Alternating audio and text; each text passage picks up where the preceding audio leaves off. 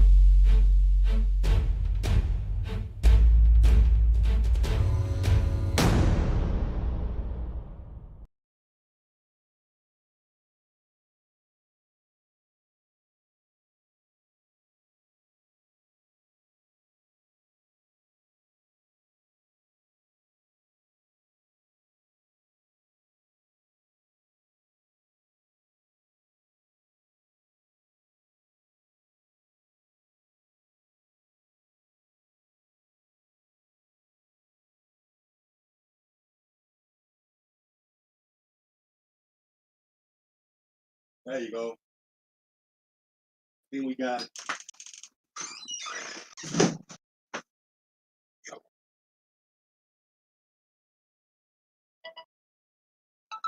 Of course, perfect timing. I got a phone call now. Shit.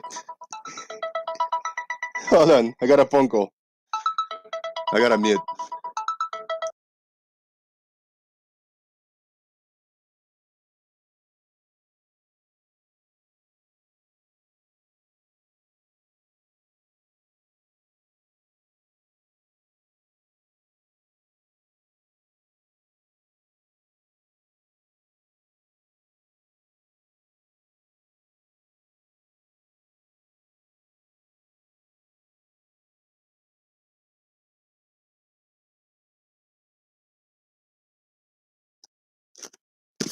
All right, everybody, be patient. I'm in an important phone call. Talk among yourself. The only one here is playing as a shield. If anybody want to join Discord Live, I'll be with you in a minute.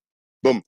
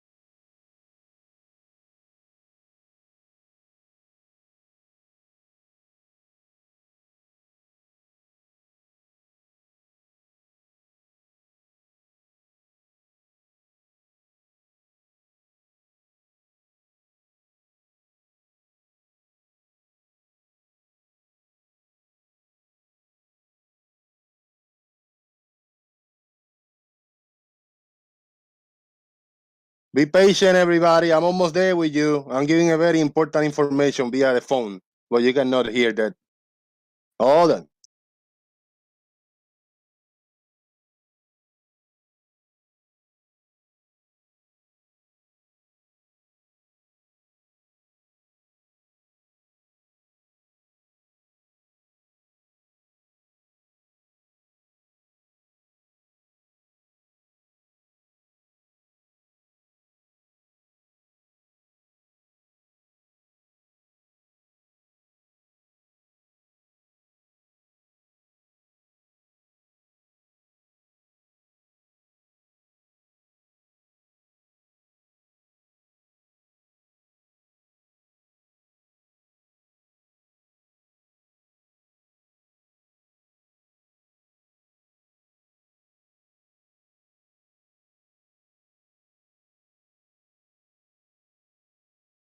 Ladies and gentlemen, we are live in the Friday festivities. That was the strangest beginning of a show that I have ever had in my life. I need a cigarette after that shit. Half of no, it's not even a cigarette. It's like a cheap ass cigar. All right, I got my frog family over here. Frog, mama frog with baby frog. Baby frog. I'm here, I'm here, I'm here. Mama don't let him go. And then we got my favorite, the lazy-eyed frog. Yeah, I I mean he might be good for the surgery, but I don't even want to try because he's old. He have had a tough life. I don't know if he's gonna even survive the surgery. So he's gonna be forever the lazy eye frog. Shout out to them. They're gonna be here with me throughout the episode, just so you know. And we are going to hit squeaky earth for you. Here we go. I hope that that goes smooth, loud, and clear. We have just begun the festivities. Uh, let's say that the first 2 minutes didn't happen, that we just began the show. And what I need to do first is share the link in a few Discord servers that I am on. I'm sharing a Mr. Sensible Discord server. I'm throwing a link on Bev server, Blue Marble Science server, Brandon server, and Bob the Science Guy server, plus mine, of course. We are now we are complete. The show has been shared in the interwebs. We have, do we have 20 people watching and 9 likes? I think we do. So that is really good. That is really good, I think. And I have extremely good news that when I open my YouTube today, it says congratulations. Now you can have memberships option back. So now we have the memberships back on the channel. Actually, we do have it, but it will be available for everybody tomorrow. 24 hours. I just activated it an hour ago. So that means by tomorrow around this time, it will be available. It is 4 levels. Level 1 for $2.99 is responsible troll. Level 2 for $9.99 is a smart troll. Level 3 for $24.99 is a extremely wise troll. And the top level is the man, a god troll for $49.99. Everyone have a little bit more, but I think the top two, I did something cool because in the $24.99, the extremely wise troll will have 1 drawing per month drawn by me live in the show, and it's whatever you ask me for. If you want a specific drawing of something, I will draw it for you and I will mail it to you once a month. And then the Troll God, the top membership, $49.99, will have 2 drawings per month. And then the other ones, it's explained. It's kind of, I'm going to break it down maybe later or whatever. But I'll explain it as we go. We're going to have a few emojis and little flip-flops next to the names. little squeaky earth and good shit like that. So entertain the possibilities of supporting doing that, but there's also you can support. There's a super chat live right now. Super chat going on right now, and there's a PayPal link that you guys can support. Plus, hit a like. Now we have the first guest today. Besides, I see a frog. Farmer's boy is here. What's up? Hello, mate. How's it going? Good. Was that a strange beginning of the show? Did you guys trying to lip sync? Whatever I was saying. No, I can't lip read at the best of times. So no, I didn't even try. So I haven't the faintest idea what you were saying. Well, I'm not gonna say related to what topic was because if I say it, maybe somebody will attempt to actually lip sync and figure out the information I was giving. You know, important information. No, it's good to see you got your memberships back. I might just have to see Yeah, man, what that I was can do tomorrow. yeah, appreciate it. That was pretty quick, man. I mean, I'm happy. Let me see. I'm gonna share my screen and see if we can see over here what we got. Let me kill that. We're gonna share the screen. And we're gonna go right here. You're gonna see a little bit of a inception thing going. I need to share that for the audience first, and then I'll be with you. 10 seconds.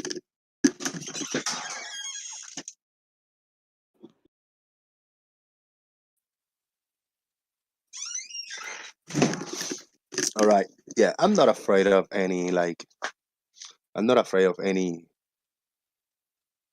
doxing and none of that. I don't have much. It's not much here to share. So I should be sharing my dashboard. Yep. Right Yeah, I can see here. that. And we go to the money sign over here. And there you go. We got now all kinds of goodies. We got now all kinds of goodies here. The super chat. That's the super chat from the previous days. Oh yeah, yeah. No super thanks. No super thanks. Is the neighbor's doors. The neighbor's dogs are fucking killing me today, man. I can say it didn't sound like yours. Yeah, those aren't mine, man. Neighbor's dogs. Over here, they're all quiet.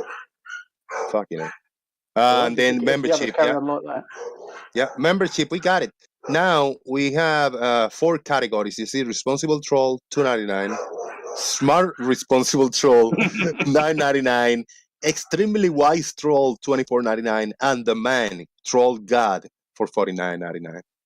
And there are a few good perks that I kind of, I might edit it and add later, but this one is a priority reply to comments. I will be aware that you are a member, and I will make sure to address your comments and stuff. We here in the panel. Yeah. And you got the little emojis and stuff. I just put 4 little emojis to start. Smart responsible troll, you get that plus member shout outs, like you get a proper shout out in over here in the show. And then I will maybe upload some members videos only and live streams. Maybe I do a live stream if I'm doing something over here on the side that is not for everybody, but as I just do my browsing and my little bit of thumbnail preparing or editing videos. I go live just for memberships. If I got anybody watching, that'd be cool, So it's optional that you got something to watch. Like breaking the fourth wall over here with me, Yeah. And then we got the $24.99. You got all of that plus member shout out, like channel promotion daily. Like I will shield your channels daily. Like it will mention every day. Your channel will be in the description box, and I will throw links in the YouTube chat box, at least in the beginning of the show and at the end of the show. If you are this level or higher, and you get 1 drawing per month. If you say like Jose, all right, this extreme for being so extremely wise. I want a drawing of whatever, a frog jumping off a back of a van into a lake while moving and this, whatever, bullshit. Yeah. Whatever you want, whatever you want. I want Nathan Oakley punching, just shoving the fist down Kiwi's mouth or something like that. I got to do it. I don't know how I'm going to do that, but I have to do it, Oh dear, you could say anybody taking that option out. Yeah, and then that drawing. Right challenges, yeah. That drawing will be mailed to you. Will be drawn here live in the show. We'll show the progress as it's all done, and it will be physical mail to you. If you don't want it physically mailed, Well, I'll keep it, and you'll have a high quality picture copy on your end, you know. Yeah. But that's cool, you know. And then the man, a troll god, you have all of that, and you can also, you know, will you will request like, hey, I want, you know, like I really want you to talk about this topic today. I want you to invite this person. Hey, I talked to this person and he wanted to go to your show. Hey, I got this link and you need you to share. I got this video that I really, really want you to play and talk about it and give me your thoughts and or your panelists and all that. So you're gonna have that priority of sharing all kinds of links and papers and stuff. And I will share those for you. Or if you ask me to contact somebody, try to get him into the show or go to the shows. We'll do that for you, man. And you don't have one, you don't get one, you get 2 drawings per month. Same thing. You ask what you want, I'll draw it for you. We'll do it live here, and it will be mailed for you. That's what's coming up. It's in review. It should take at least 24 hours. So looking forward for that. Boom. Yeah. I Well, think it's fun. we'll see if it all goes live tomorrow then. Yeah, man. Yeah. Yeah. I think it's cool. Yeah, no, it is cool. I mean, it's very similar to what you're doing before, but obviously with a bit of a fresh twist to it. And Yeah, a little bit of a twist, yeah. drawings or whatever, Yeah. Yeah. I don't want to do none of that kicking people out of the panel or none of that. Yeah, that with hindsight, that didn't really work very well, did it? although at points it was extremely funny. But yeah. You got a comment by Blue Marble Science on Bev chat box yesterday. There you go. Low hanging fruit, yeah. I got a comment by Gary Webenga in Bev's channel yesterday. Isn't that funny? You white knight for blue. Oh, come on. Oh, come on. That's something, right? Oh dear. Yeah. There was one more. I think those 2 were the more interesting comments of all. I went there, did a little responsible trolling on Bev last night. Yeah. For like maybe 10 minutes. Like, the same silly shit, but I entertained it for a little bit. And then at the end, I left telling him, "Welcome to Flat Earth. You know, you are a flat earther," and that was it. Yeah, they don't like being called flat earthers, do they? I don't know why.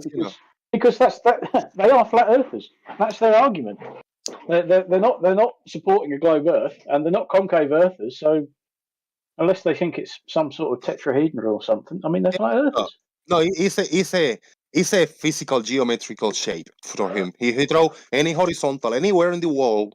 That horizontal, if you extend it long enough, is gonna be touching each other like end to end, and it's gonna continue this horizontal anywhere in the world, anywhere in the world, any horizontal will touch. I mean, if it's in the same height, So if I throw a line, a 6 foot high imaginary line, and I throw another line over there in Puerto Rico, a 6 foot line, in the same height, and I extend it long enough, it's going to touch each other. It's going to create a gigantic plane. I say, like, all right, so you are a flat earther. You think the Earth is this plane of existence. You're a flat earther. That's it, pretty much. Yeah.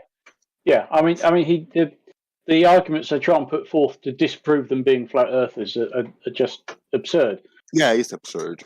But his whole initial premise, that I hate to say this, but level being horizontal and all the rest of it is wrong to start with. So everything that he builds on top of that is just, God, this is appalling English, more wrong. If you start off with a faulty premise and base everything on that, then you're just doomed to fail.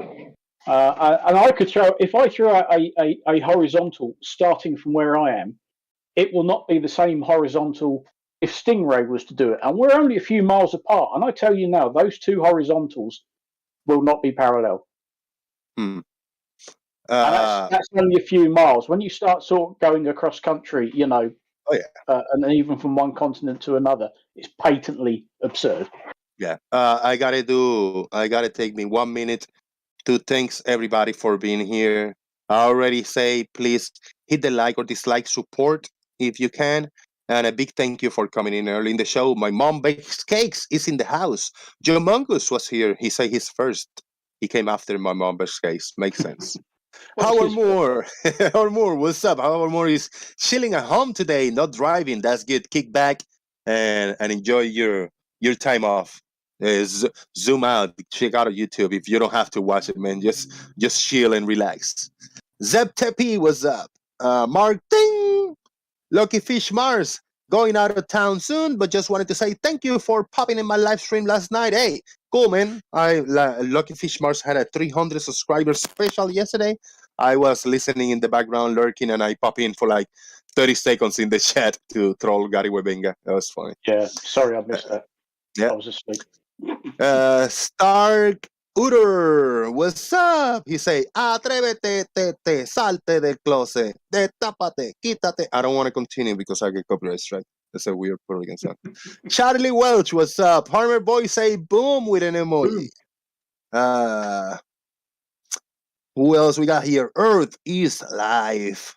Anamorphic Mind. He was asking if I was getting a call for the El Presidente.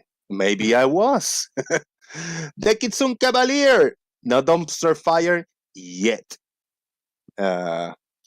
Hold on. Are we celebrating Arwin today? I can't hear anything. Yeah, that makes sense. It makes lots of sense to me. Oh, Alem in the house. Steve Wilson. Not a very, very expert troll. You know what? I missed that. That I might be able to edit something and tweak something around. Thank you for the feedback. Not a 99-cent troll. Those will work. Hey, you're gonna have to be a $2.99 troll now, man. Shout out to not a 99-cent troll.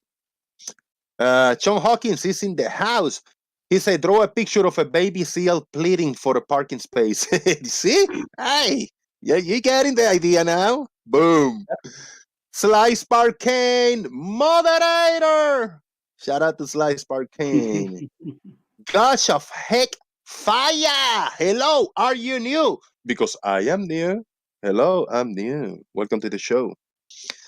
And John Hansen is also here. Kuso PR, saludos.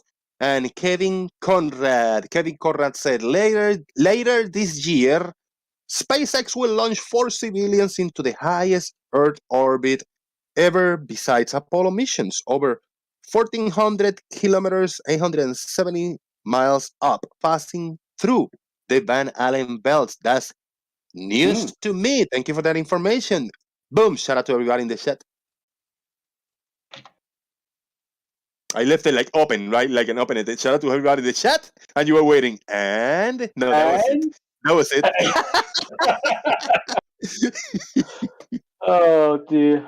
I was leaving open just in case. It was a lot of silence and support or whatever. Sure, the show. Oh man. Impossible. Yeah, I saw.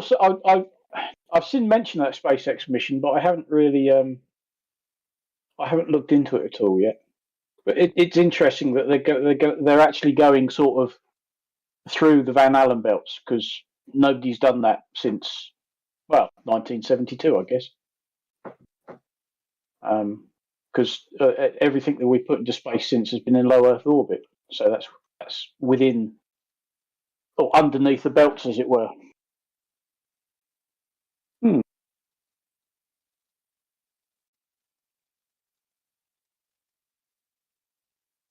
I shall have to look into that.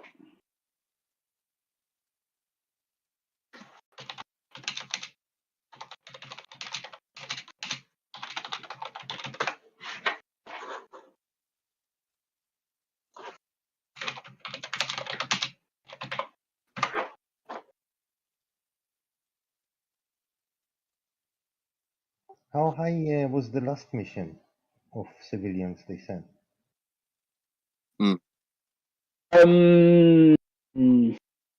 That was more or less the same height as they're putting up everything else. What was that? Oh, that was Inspiration, wasn't it? I can't remember exactly what the orbital height was, but it was still. Well, they went to 350 miles. The Van Allen they went a bit higher than the ISS, but they still. It says at 250 miles. Yeah, I still don't think. I think generally everything that we've put up hasn't sort of started getting into the belts. The belts are about 400 miles. Yeah, that Inspiration 4 was 350, 360 miles. So it was getting there, but still not within the belts. They sent all the landing missions, and then there were 2 missions ahead of that. So there's was that 9, 8, 6 landers, Apollo 13, and 2 others. So there only been a handful of manned flights beyond the radiation belts. Well, yeah, like I say, the last one would have been Apollo 17, and that was 72. And I'm pretty certain nothing has gone outside of low Earth orbit since. No manned. Obviously not manned. Okay. That's the primary reason why. Because these guys that went up just last month or 2 months ago now, they were the highest since the Apollo missions. Yes, but that was still. I think they 363 miles. Yeah, just below the Van Allen radiation belt started about 400 miles. Yeah, give or take a bit, but yeah. So that's why we stick to what we term as low Earth orbit. We're inside the belts, so nobody doesn't get irradiated too much. Now, flat earthers go with, and they find they find quotes of astronauts and people saying, and we cannot wait to put men beyond low Earth orbit. Like we haven't been able to send anybody beyond low Earth orbit, but in the same breath, and this is being more elaborated, the data that have been gathered that the moon is still on lower orbit. It's still inside Earth's lowest orbit, So what's up with that? There's nothing wrong with that then. So they cannot deny that men went to the moon.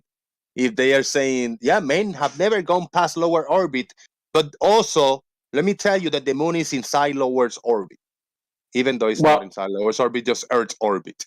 I think what you might be remembering is that they discovered that there are still traces of Earth's atmosphere out beyond the moon. If you remember, that happened a couple of years ago where they said, actually, we've been analysing this 10-year-old data, and it turns out that the moon is still technically within Earth's atmosphere, but you're talking the odd molecule every cubic metre. So, yes, there are bare traces of Earth's atmosphere beyond the moon, but it's not anything that would have any effect on us. It wouldn't create any drag. You certainly couldn't breathe it. We are talking molecules per cubic metre, And it took them 10 odd years to get around to analysing the data that showed that. Right. We got the first super chat today. Hails to the yeah. Hey, that's pure coincidence that I put this GIF emoji up. I'm not flicking you. I'm not showing you the finger. Hey, we got a super chat. That's so fucked up. Hey, thank you for the super chat. Gosh of heck fire for $4.99. I've been aware of your streams, but just recently started listening more frequently. Loving it. Now let's get a good dumpster fire going. Gosh of heck fire. Thank you very much. I appreciate that. Yeah, I'm just finding something in the background like, "Wee, it's Friday." That one is better for this episode. That was comedy timing, that wasn't it? I'm just saving this one for when we get like a Brian Mabbott or something here later. Oh yeah. Man. Do you even lift, bro? That's me. But with a bigger belly. Just waiting for like what? We got Bro Allen. Bro Allen has been MIA for a little while. And J Mac also here.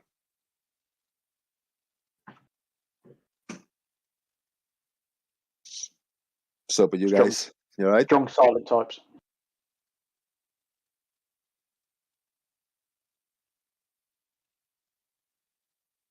But we don't know what the moon is, Farmer's Boy. Don't we? Hello, Jose. I do.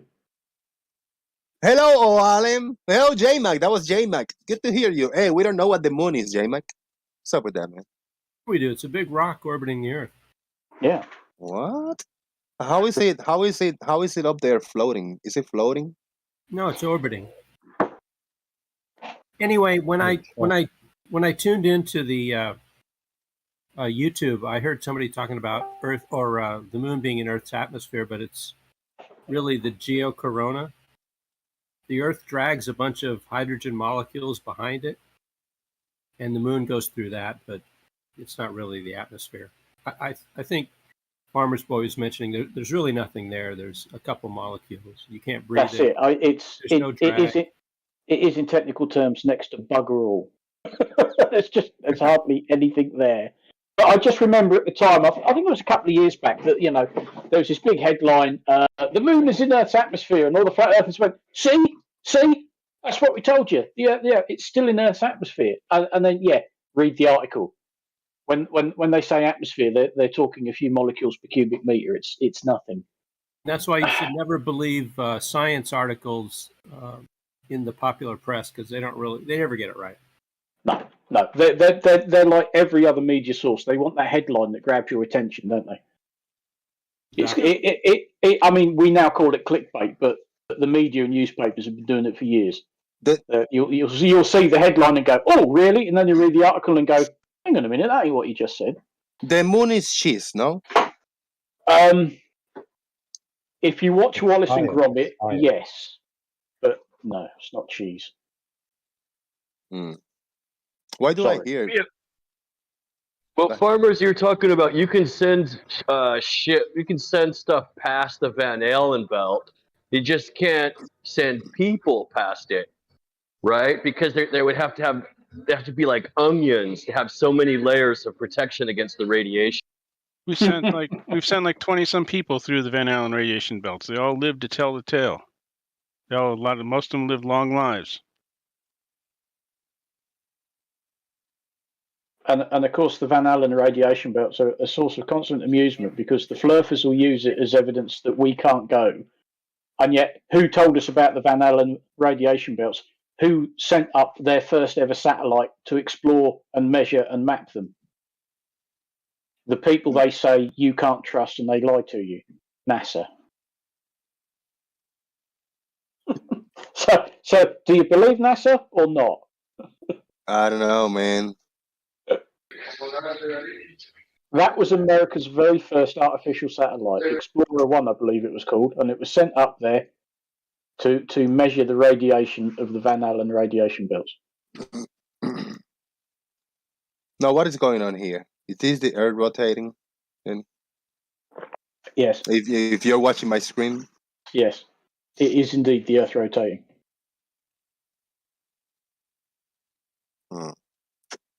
Because that's an equatorial mount being used, so it's locked onto whatever position it's locked onto in the sky there, and that shows you the movement of the Earth. But if space doesn't exist, the Van Allen belts definitely don't exist either. Well, this is another classic moment of hypocrisy from the flat earthers. Space is fake, but we can't go to the moon because of something in space. In that video, it looks like the halo of the Milky Way is going below the horizon, or being occulted by the horizon, or is that just the Rayleigh criterion, Mr. Wybanga? Let's see how that works here. But let's say I live. If I am inside my house, right? If I am in the bathroom with the doors closed, and I look through the window of my bathroom, am I gonna see my house? That's an honest question. Should be easy answer. It should be no. It should be no, unless I got a big mirror across the street. I was going to say, the question threw me so much, it just went, what? Yeah. Just a different topic. This is a quiz. If I am inside my bathroom, can I see my house? I think the best guess, if I look through the window, to the little window, I climb and I look through it, and there's maybe a big reflective something in the other side, I can look at my house, right? That's the only way, or can I see my house from the bathroom in a different way? No, because you're inside the house. How can you see? Yes. Perfect, Farmer Boy. Now, think about that. Yeah. We live on Earth. Earth is a part of the solar system. The solar system is in the Milky Way. The Milky Way is the Yes. galaxy that holds the solar system where we live in. How are we seeing the Milky Way if that is the house we live in? I still don't understand that, and I mean that. That's I'm only being part honest. of it. That's Yeah. only part of it. It's not the whole. It's just a one arm of it. It's like you standing in your living room and being able to see walls, but you can't see the whole thing. But you can see some. You can see some of your house because you can see the walls of the room you're in, but you can't see the rest of it. We can see part of the galaxy that we're in, but we can't see all of it. To see all of it, you have to step outside of it, which is obviously something with regards to our galaxy we can't do. We can't even step outside of our solar system and take a But view of it. it's been thought that what we see, that is this arm of the Milky Way, that is being theorized, that is the inside wall. I'm gonna call it a wall, the inside wall of this Milky Way. How is that? No, I mean, I know it's not known because nobody has been that far. That is the best theory they have, that is the wall of this Milky Way looking from the inside, but the Milky Way have never been seen from the outside. No, I'm not sure it's the outside. It could be the part of the arm that it's inside towards the center. No, it has to be in the inside because we are inside, and there's no Well, spacecraft or nothing have been outside the Milky Way. How are we going to see? How do we know that there is the wall of the Milky Way? What if that is the end of it all? it's not a wall, it's an arm, and we can look outside from the center out, and we can look from the out center, from wherever we are. So that's the best theory, right? That we are seeing an arm and we see outside all those other what we I'm call not sure it's galaxies. outside. Could be we're looking towards the center.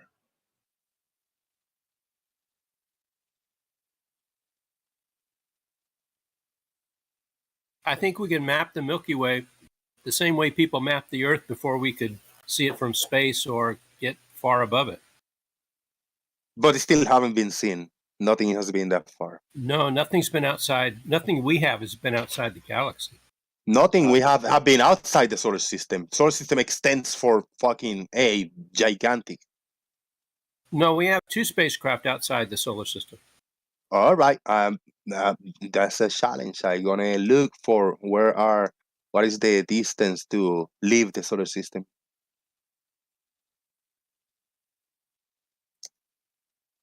Solar system size, like Once you're past the Oort cloud, Yeah, have they actually passed through the Oort cloud yet? I can't remember. I can't remember how far out they've got. the outer solar system starts at 30 astronomical units. The Kuiper belt starts at ends at 50 astronomical units, and the gap called the Kuiper cliff about 50 astronomical units to 50,000 astronomical units. Yeah, you're where right. there We is don't have, nothing in regular orbit. Yeah, that's right. We don't have anything outside yeah. There you go. the extended solar system. There They're you go. outside of all the orbiting planets. Yeah. They add what we call, I mean, just the sun and the planets and the regular stuff, but the solar system just extends really far away. Nothing has reached that far yet. As of last month, January was approximately 156 astronomical units out. That's 14.5 billion miles. Mm. But we're still mapping the solar system the way you mapped the Earth before you could see it from outside.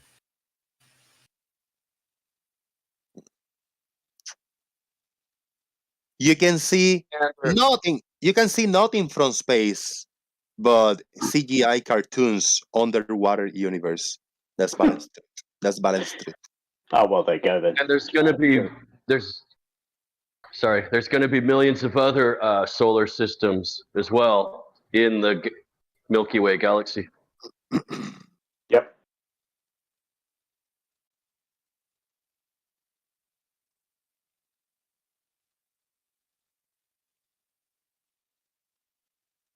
Earth is Life shared this gift. What is this? What is this? That, I believe, is a solar eclipse seen from space. That blob, that shadow, is the solar eclipse.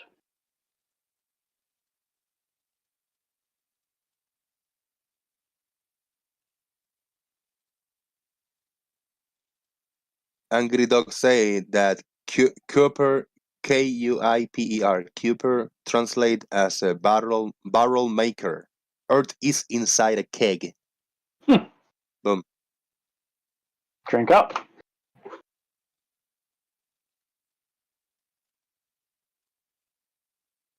Should I believe him? It sounds about right.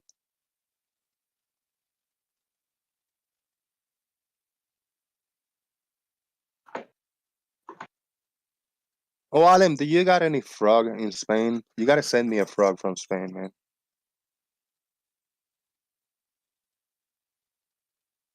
I need frogs.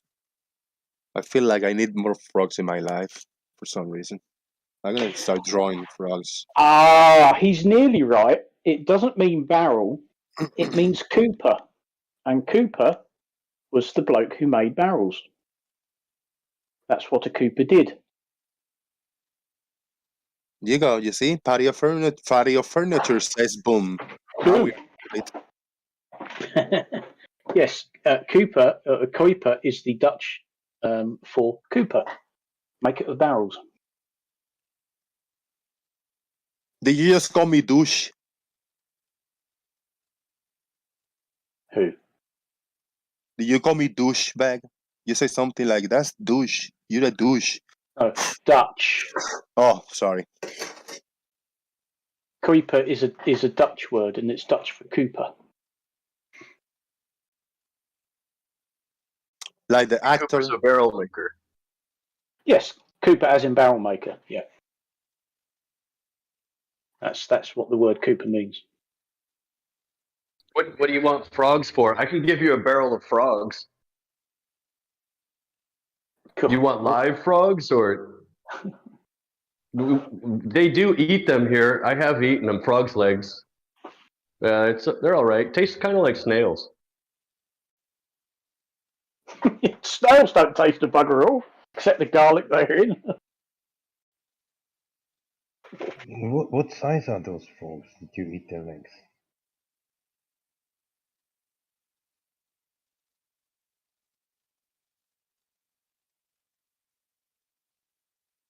What was that question? What size are the are frogs? they? Now, the frogs I know are very small. You wouldn't eat their legs. Yeah, I've never had frogs' legs. Is this the Cooper we're talking about, Bradley Cooper? It could be, although he's not a Cooper. He's a very fine actor.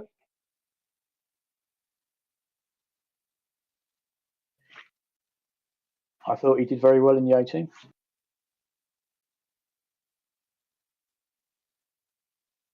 Well, it's more fun than a barrel of frogs, the kids can say, what you guys were saying.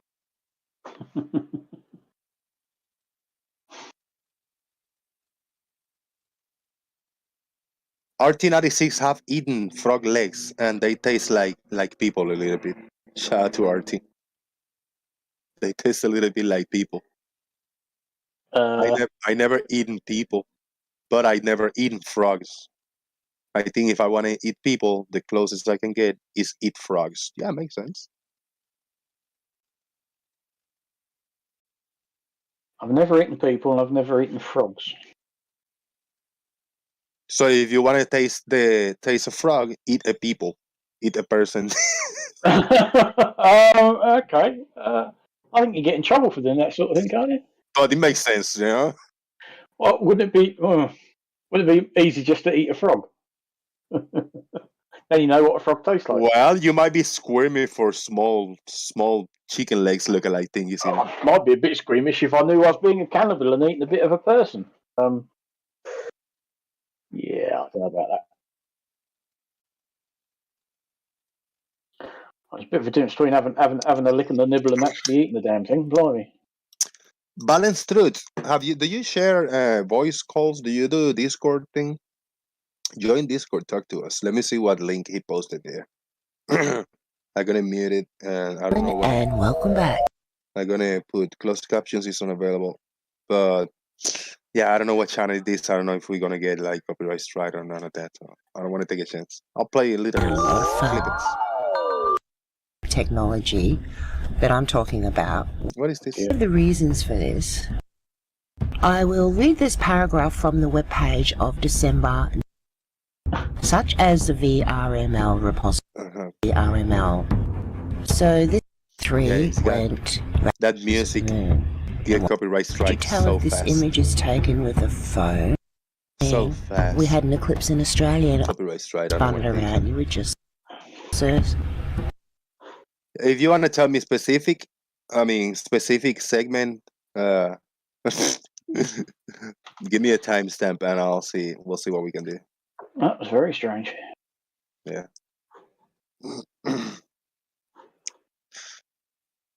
I have an old menu here. I don't know if I read that a long time ago. Let me go grab it. It's a funny one.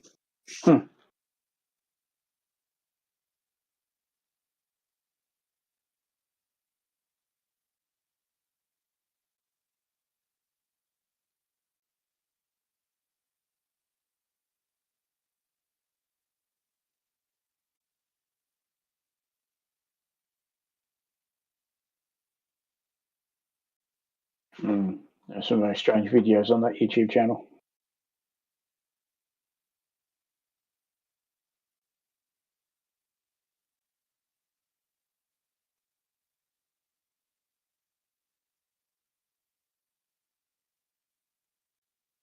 Oh, there's silence. Sorry.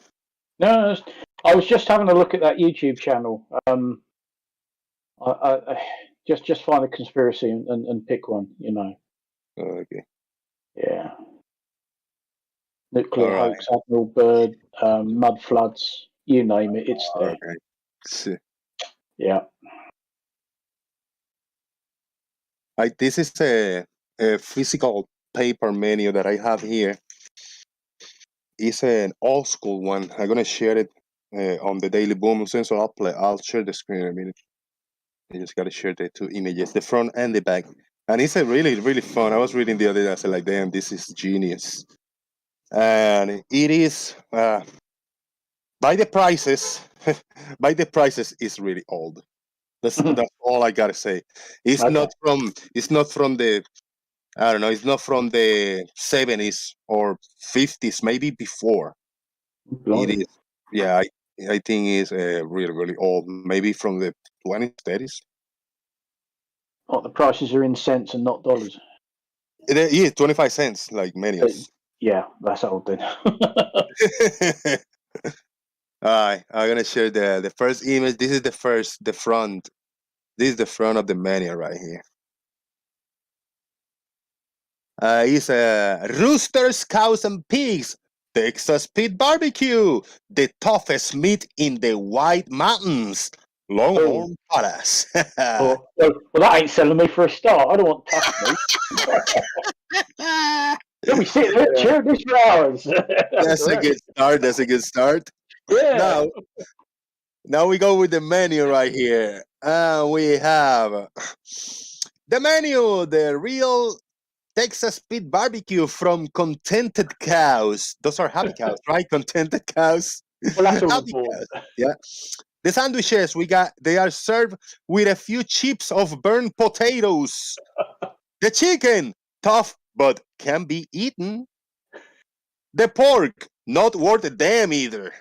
The beef, too high at half the price, 25 cents. How about that? What are your thoughts on that? This is genius, isn't it? I'll tell you what, I'll pass on the sandwiches. They don't sound very appealing. Oh, okay. So you don't want to eat the sandwiches. Let's try the lunches. They are 10 cents extra. These plate lunches are 35 cents each. They are served with the same burnt potato chips, but a little grass added. Oh, lovely. The chicken, this one is tougher. The pork is worse. And then the beef, we should pay you. How about that? Are you interested in a plate lunch? To be brutally honest, no. Although you quite possibly want to order it and just look at the plate and go, no, thank you. But I seen how bad it is. No, thank you. I have to do something drastic over here. I put 2 users in timeout there because, yeah, I'm going to check if this is the real Austin Wisted channel to giving a mod, but he's not. He doesn't get a mod. Guys, Steve Wilson, if you like to remove that comment, don't mention cannibalism and stop talking about eating people. That was a joke we made. It's not need to have a real conversation about fucking eating people and religion. Let's not do that. All right, now we got the dinners. The dinners are very expensive, 50 cents each. Wow.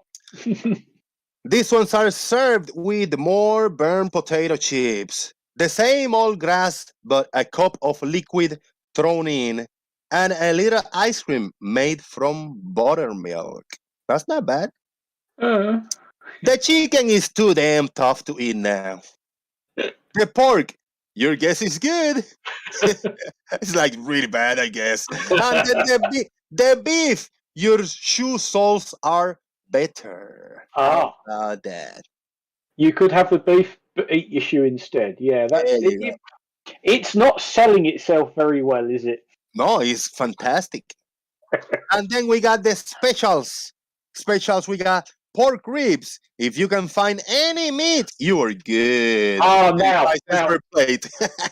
I've had pork ribs like that before, I think. Yeah. It's all rib. Where's the meat? Hey, no, that's the trick. You know, you gotta order. So let's see how good I am. Try to find some meat in it. And then special dinners, a few more scraps thrown in than the regular dinner. 75 cents. That's the highest one. So you don't know what you get. You're just gonna get a few scraps thrown in there, you know. Nice. And then we got drinks. The drinks is coffee is made from dishwasher, milk from contented cows too, and a belly wash. You're right. 10 cents a drink. What's a belly wash? What the fuck is that? I don't know. Oh dear. That's very bizarre. Yeah, this is great, man. This is great. I found this. I found a long time ago. I found a little binder with a bunch of newspapers, cuts, and articles. I got one full newspaper page from I don't know what newspaper, but it was from 1911. 1911 full, and then you got some headlines in the front and whatever, and you got some announcement in the middle, and you got in the back you got cars or advertised cars from I don't know if they're like $2,000 or something like that, $2,500, like brand new cars, those the earliest models, you know, from 19 whatever. Yeah, 1911. I mean, blimey, cars hadn't been around very long, had they? Yeah. There's an old ballad like from the I think one of the earliest ballads is like 1930s or something like that, or earlier than that.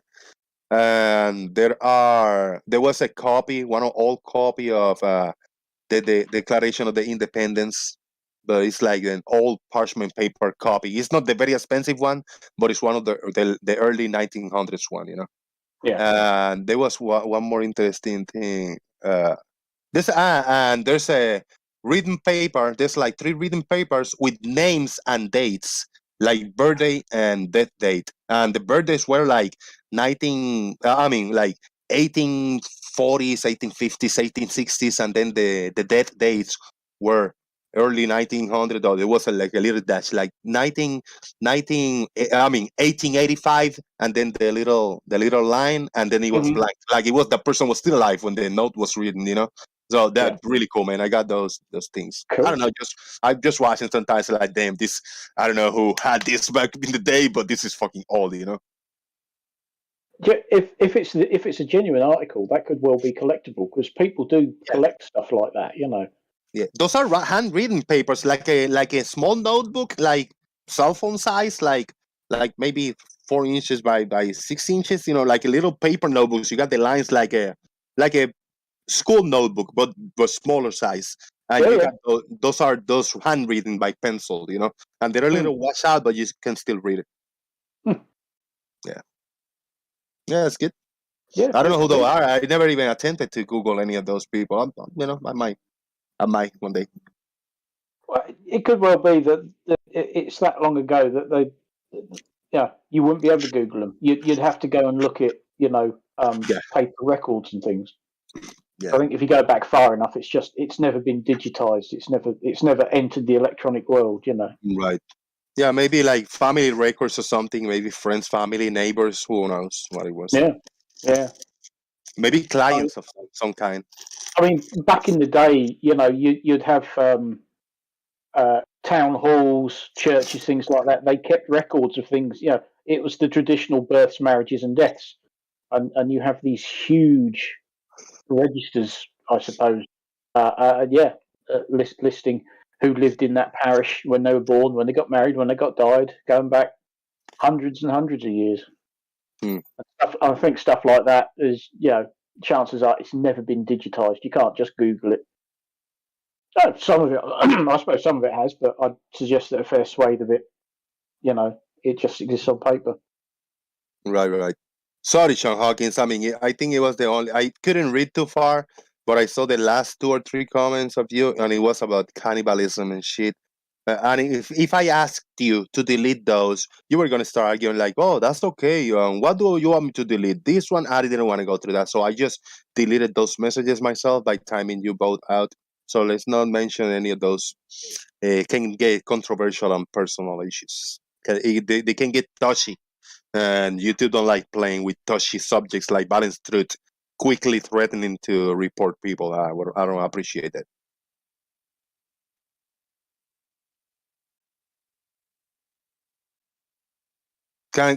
Can we get to the conclusion that balanced truth, because he threatened to report somebody because of the way he think, he's a snowflake? Maybe I think it's balanced truth is a snowflake. Could be. That's evidence for. Either that was just being a tit. Yeah, his skin is not tough enough. No. Yeah, those who threat to report channels or individuals are fucking cowards, and they're not worth the time to be here. So yeah, everybody avoid do that and stay and be happy. I'm gonna tell your mum on you. Yeah. I'm telling. I'm telling. Shit. My dad's bigger than your dad. Yeah, I'm telling. Yeah. On the internet, yeah. That's the internet for everybody. So it warmed up, man. It warmed up a little bit over here in Florida. It's in the, I don't know, high 60s, maybe low 70s. It's really good. It's warm. I mean, it's not hot. It is really nice. It's not been cold, but it has. How do we put this? It's been a bit blowy. We have today registered the highest gusting winds we've ever had here in the UK. 122 miles an hour, I think it was. Damn. And the big dome that they have in London, that's called the O2, the what was the Millennium Dome, is now in drastic need of repair because quite a large chunk of it has been ripped off. It is basically a giant tent, but it's now got a big hole in it. Mm-hmm. Yeah. So yeah, it's been a bit breezy over here. Yeah. And still is at the moment. All right, let's see. Do we got that membership activated now? Dude, 50 people watching. Fucking A. Nice. And 33 thumbs up. Thank you. That's excellent. I'm going to reboot this, and you might hear a little bit of us while I mute it. Yeah. But it's now got a big hole in it. Uh-oh. Yep. And there's the big hole. Is this? What? Okay. Do we have the memberships activated yet? No. No membership link yet. I guess I got the emojis available. 4 emojis until I get members. Yeah. I got the Pakak, the parrot. I got the troll. We got a boom. And we have CGI. That's what we got so far. 58 people watching. Damn, thank you guys for being here. Fantastic. 38 thumbs up, I'm seeing. Hit the thumbs up like this young lady is doing. Oh, wait. That's not it. That's not it. That's not it. That ain't it. Sorry. My bad. Farmer's Boy, the fuck is this you share right here? Right, that is what is now called the O2 in London. That was called the Millennium Dome. And that is basically, there's a big arena in there. I've been there several times to see musical groups like AC/DC and Muse and such like. And today we registered speeds, I think down in Cornwall, of 122 miles an hour. And this is what was called a temporary structure. It is basically a giant tent to all intents and purposes. And after today, it's now, as you can see, in a little bit of need of repair because the winds ripped a large chunk of it away. So now that will no doubt be closed to the general public until they can repair it, I would have thought. But yes, there's a big music arena in there, and restaurants and all sorts of things. This in your neighborhood? No, this is down in London. That in the background is the River Thames. So this is right in the heart of London, and this was built to celebrate obviously the year 2000, and it was called the Millennium Dome, and it's now called the O2 because it was obviously bought up by the company O2, and it's a music venue basically. Right in the middle of that is a 19,000 seat arena where you can go and watch all sorts of things. And yeah, it got a little bit damaged today. Right, damn. Yeah. We got a $5 super chat. Lil just supported with $5, but this super chat is not for me. This super chat is for Jomungus. Thank you, Lil. I appreciate that, Jomungus. Look at that, Lil got you. Thank you, bro. Thank, bro. But Farmer's Boy, why is this? If I squint my eyes really, really close, I think this is the top of the head of that thinking man of the Suicide Squad. Like he got some things in the head like this to control the giant starfish, Starro the Conqueror. No, it's No. like spikes in the head. No. Yeah, I can see where you're coming from, but no. It is really a giant tent, and it was only supposed to be up for a few years, and it's been up for over 20 years now. A bit like the Eiffel Tower, that was only temporary. And we got another super chat, this time by Sean Smith, another $5. Thank you very much, Sean Smith. Why are they charging people for oxygen in the UK? Oh, wrong O2. Boom, Sean Smith. Well done, sir.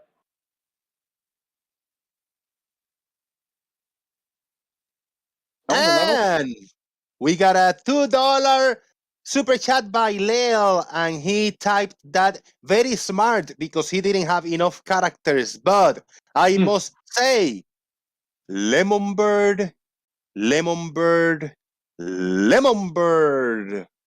Thank you, Leo, for the $2. Boom.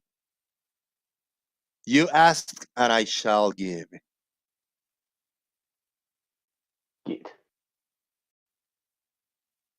Now, I have an image, strange contraption here, shared by Earth is Live. And he say, I have the JWST in my living room. What is JWST stands for, and why does Earth is Live has it?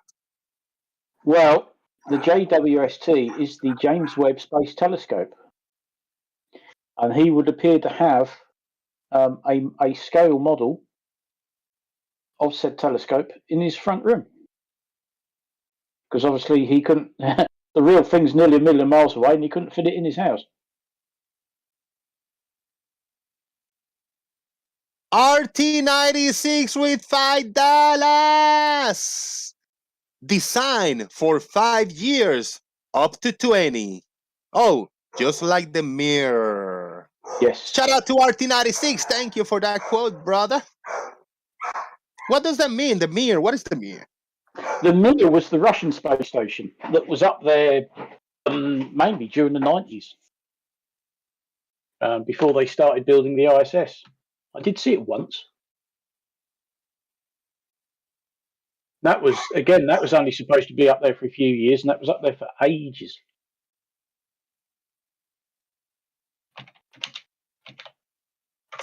Cool. Do you guys like the thumbnail today?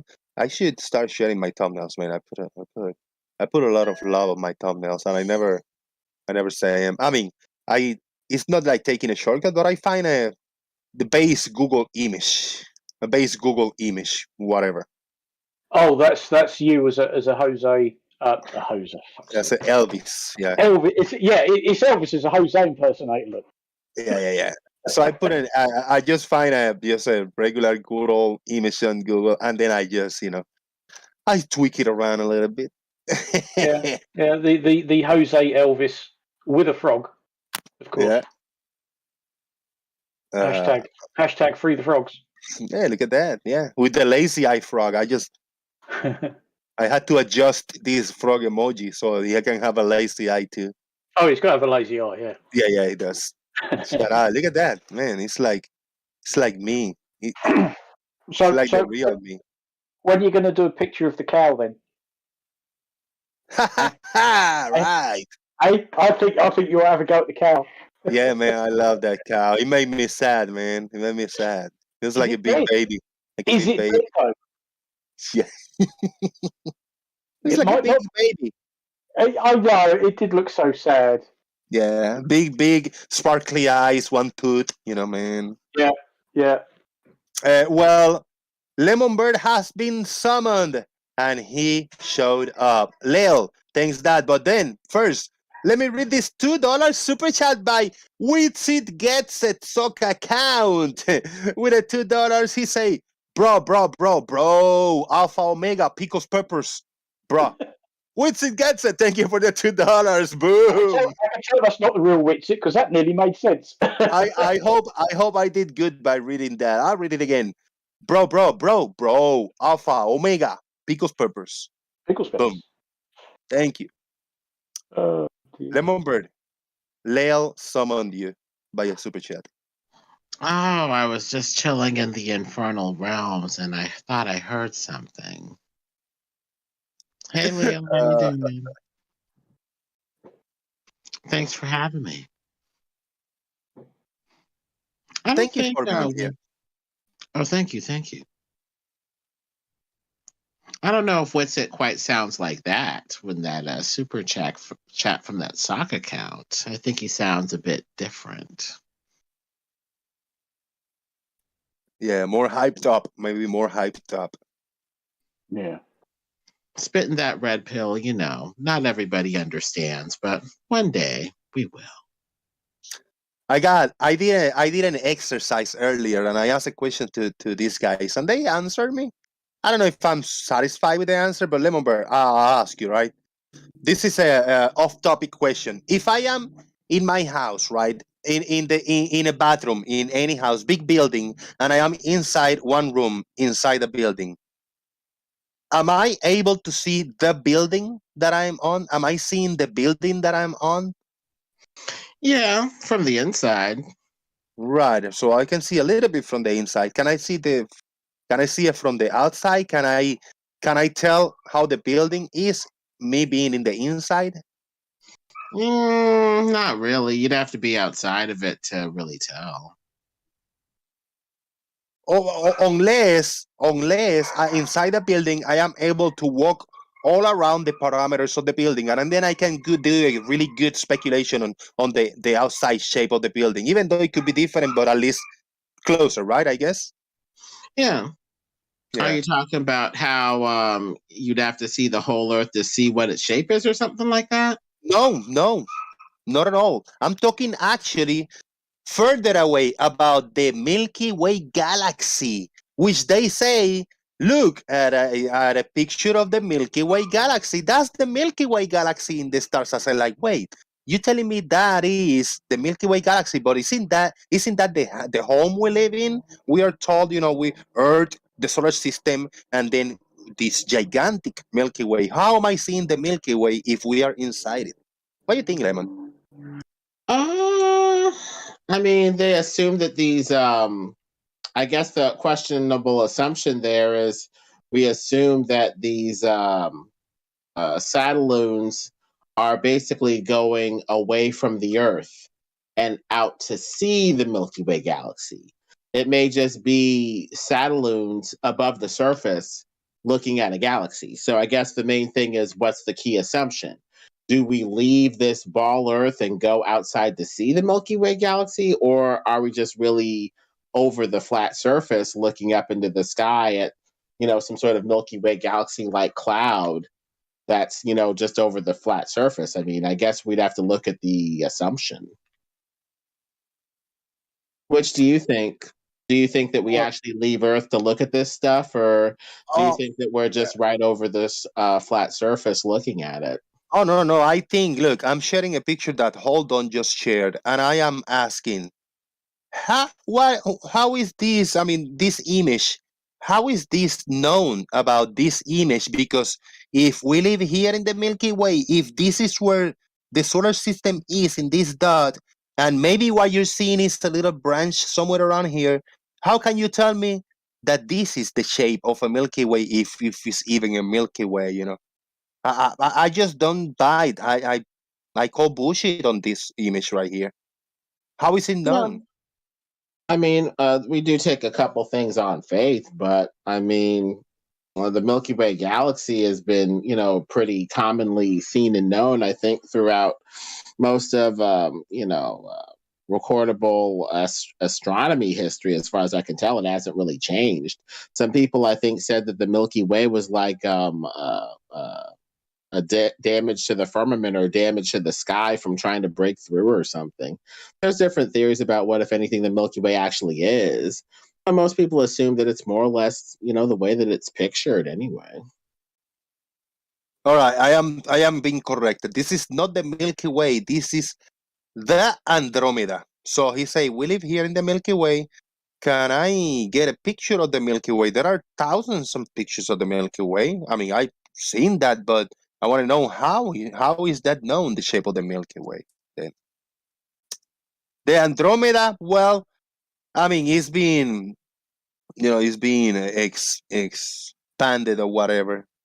It's being, how do you say, just brightened for your eyes, it's made look pretty for your eyes.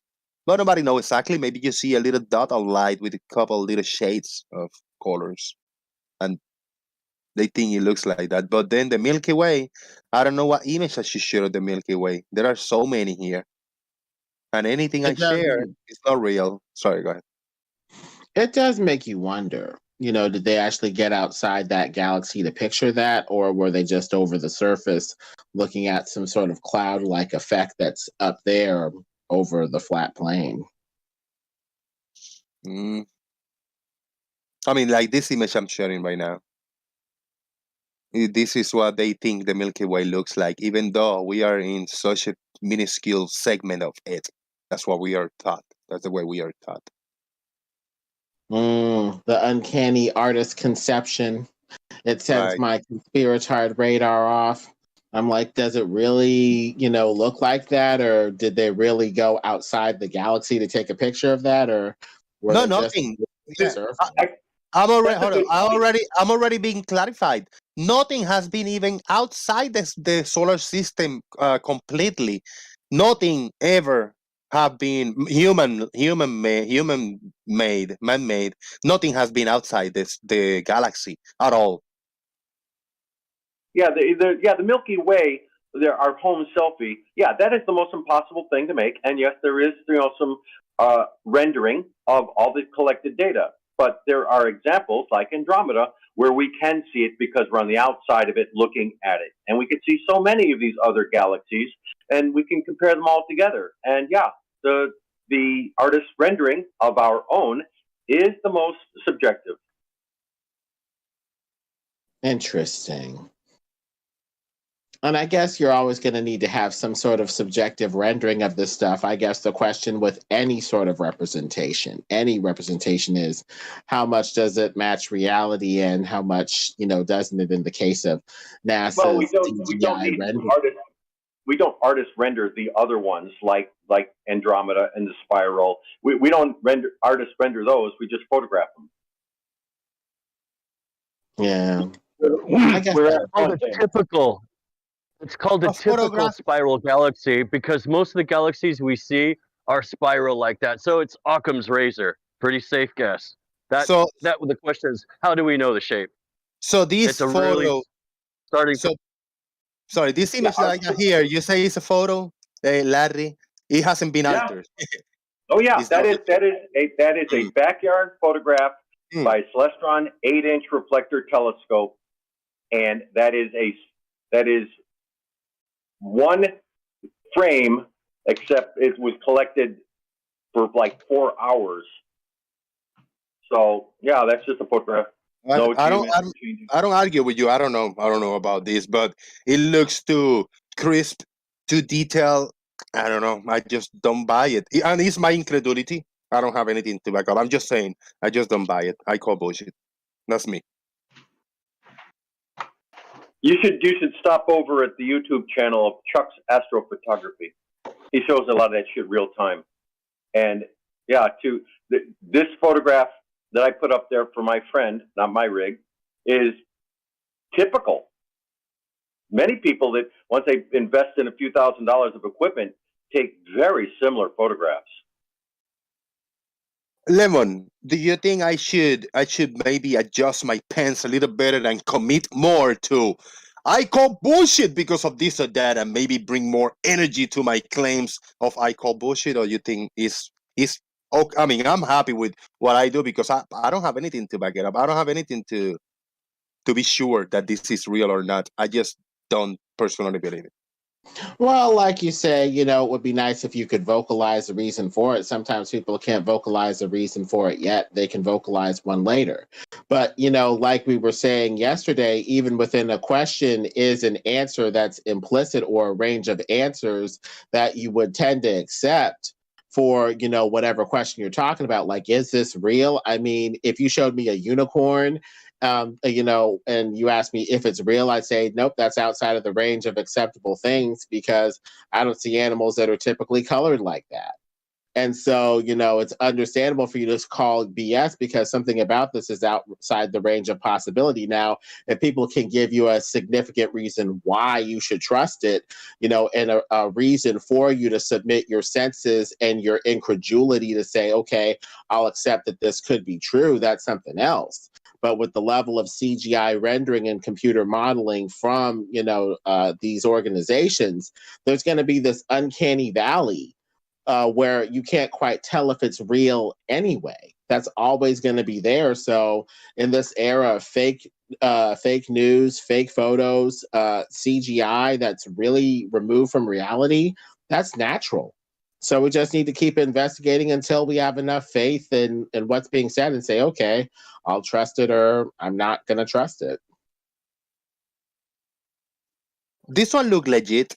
This unicorn right here, let me I don't know if you see my screen share, but I'll post it right here. Nice. This one looks legit, What do you think about that?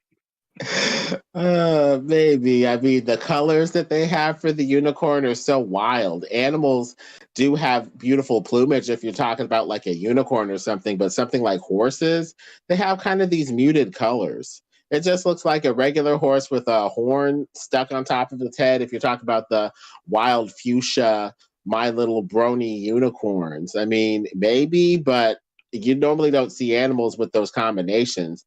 It's kind of like for you to accept the truth, your mind has to be prepared for it too. If you see other animals that look similar, you're like, okay, maybe, to finalize it though, you need to see the animal yourself on National Geographic or something like that. But I don't know. I think a unicorn's like a rhinoceros or something like that. Shout out to A quick shout out to Balance Truth. Shout out to the flat earther in the chat box, Balance Truth.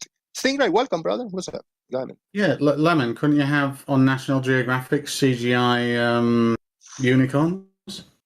You could. But unless I see evidence of them faking it, I don't know. Oh, so right. So rhinos are real as well, I guess then. Oh yeah. Rhinos, they just look like big animals. Have you seen a rhino in person?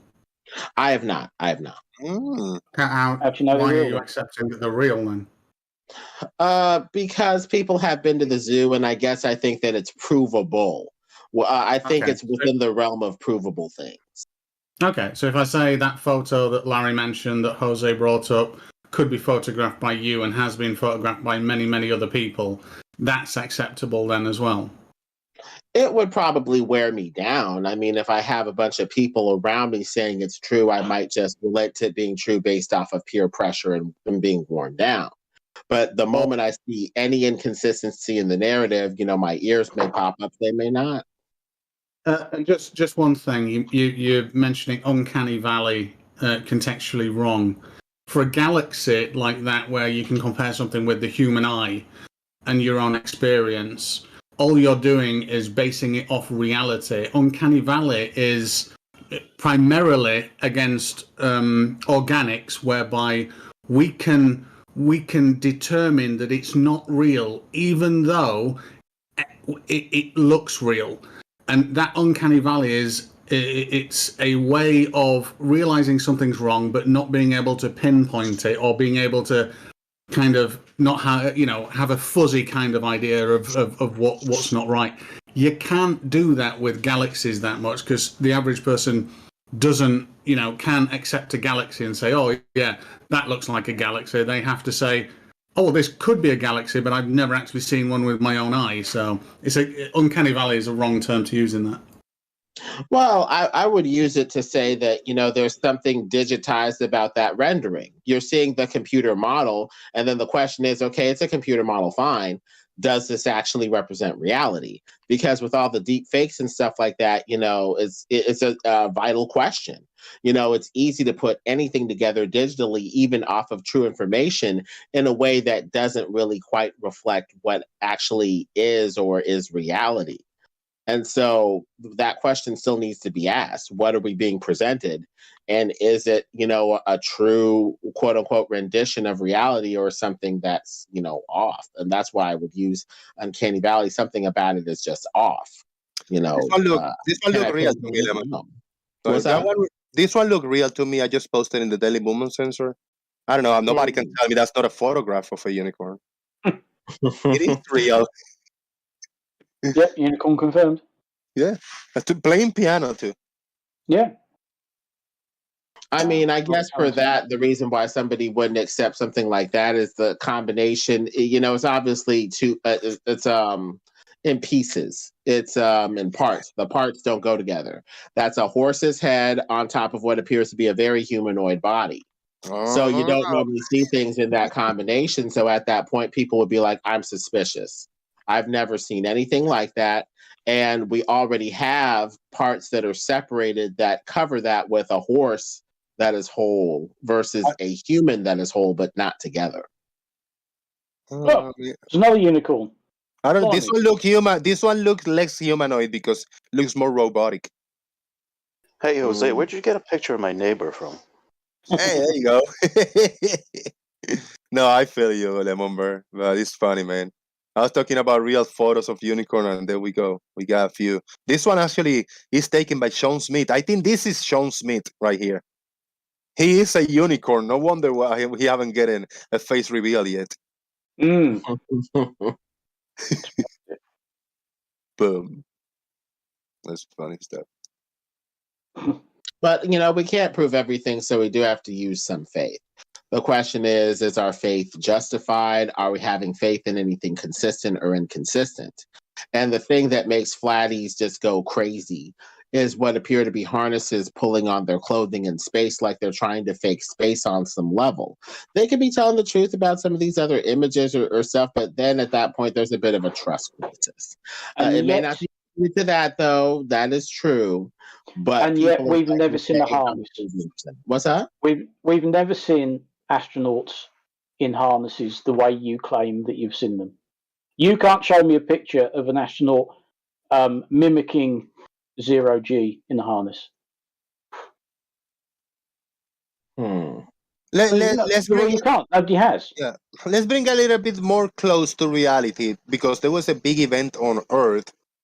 It was a big volcano exploded That's somewhere, right.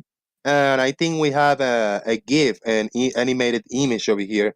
It's some photographs taken by a satellite. They say Lemonbird. They say satellite took this a bunch of pictures. They strung it together in this animated GIF. What do you think about this one? I mean, I see something and I just interpret it, as like curved and barrel distorted lenses or CGI. Frankly, whenever I see anything like this, I mean, as far as I can tell, yeah. What were you saying? Well, of course you do, because that's what you want it to be. Yeah. But let's not look. Let's ignore this little segment of the curvature. Let's ignore that. Let's talk about the event. Look at that from satellite. They call this the event. What do you think about that? Technology has gone a long way. Very high altitude, vehicles are taking images of this stuff and then it's shared to the universe, to us. I mean, as far as I can tell, I would say with my bias, sir, so sorry. Flat photos superimposed onto an idealized CGI rendering or globe schema, or barring that, barrel distortion CGI in your Satelloon. So I'm saying the same thing as you are, gentlemen. This is a fact that is recording something, but the interpretation of the fact is the issue. How do we interpret these facts toward a globe or towards something flat? Forget the shape of the Earth. Forget the shape of the Earth. What are you seeing before you? What is that showing? That's showing something that people actually fucking witnessed at ground level. They experienced it. I'm sharing on my screen. I don't know if you're watching my screen share, Fetisis. I'm zooming Pictures in. from space of that bloody great big volcano that went off in the Pacific. Nothing to do with curvature. Yeah, the underground volcano. I think I saw this a couple days ago on this blue ball with all these clouds, and it looks like something is exploding. And I think it was over there in the Pacific with the underground volcano, and it sent out this shock wave that went all over the flat, motionless plane. No, it went all around the planet. Well, I'll use those tokens for the sake of our simplified conversation, yes. But from my perspective, it would be interpreted differently. So here we have a series of photographs taken from orbit of something that happened, and we all know it happened. Unfortunately, none of us were close enough to see it firsthand, because I don't think anybody would want to. Some poor buggers did, unfortunately. But we know this happened. We know this happened here on Earth. And here we have a series of photographs of it taken from space. And all you can say is barrel lens distortion CGI overlay. Do you think this volcano works for NASA because it went off exactly at the time that this satellite was pointing at that specific location? Yeah. Clearly it does then, yeah. The weird thing about this is you're actually watching a large time period that was caught by multiple high altitude satellites. And if you think the ceiling height of those clouds, the highest clouds in that shot are 60,000 feet. And then have a look at the lenses that were taken, that took these photos and the imaging satellites from 3 different satellites simultaneously. You can work out that these satellites are many tens of thousands of miles away looking at the planet in geostationary orbit. And this is the one I actually went against, wait a minute, what do we call them? Globe-tards. There you go, globe-tards. I actually went against globe-tards, I think on the shills, because they had that DKG on. The Oscar CGI guy. Yeah. Well, I'm really sorry. An Oscar doesn't make you fucking good. It just makes you in possession of an Oscar. Being good makes you good. And I know many people that have got awards, BAFTAs, and Oscars for CGI that are actually quite shit. And I asked the question, could we fake the satellite imagery from the ISS, the live feed looking down at the planet Earth. Because I absolutely know that we could. Now, in faking it, I mean fake it plausibly. So, to plausibly fake it, I need to be able to walk outside, look up at the clouds and go, yeah, they kind of match. You know, the ISS is coming over me now, and they kind of match. Could I do that? I'm absolutely certain that with and this is brilliant. On the shills, they asked me, "Oh, well, go do it then and show us." It's like that's as bad as a flat earther asking, "Show me the curve with a ruler or something." Then yeah. It's like, no, give me fucking £10 million, about 25 people, 10 of which will be software developers, in about 2 years, and yes, I will show you it real time. But the crazy thing is, the plausibility of it ends when an event like this, or an event like the Australian bushfires happens, because that's caught from the ISS and multiple different satellites. And that's not plausible to fake in a short amount of time. That would throw this off. So what you're looking at here, Lemon, is a very good reason why it wouldn't be able to be faked. I mean, I guess it depends. I mean, for us to do more than just, take it on faith, although we have to take something off of faith, even our own senses and stuff like this, even, we try to go with necessity. What is actually necessary to explain this, which gives us the bare minimum of things that we can explore to figure out whether it's the case or not. As far as I can see, I see pictures with something exploding. But it's very easy to, say that it could be warped and barrel distorted, not necessarily because it's a curve, but because of the barrel distortion of the lens and or the CGI. That appears to make more sense than saying it's a ball, especially when, this thing alone doesn't really necessarily prove that in an age of CGI fakes and anyway, and based off of the fact that we know that lenses distort to some extent anyway. So, I mean, based off of what's bare bones necessity, we could just say, hey, it's a picture. How the picture is being presented to us is another matter. So if all you go off, Lemon, is it's a picture and go no further, I agree with you.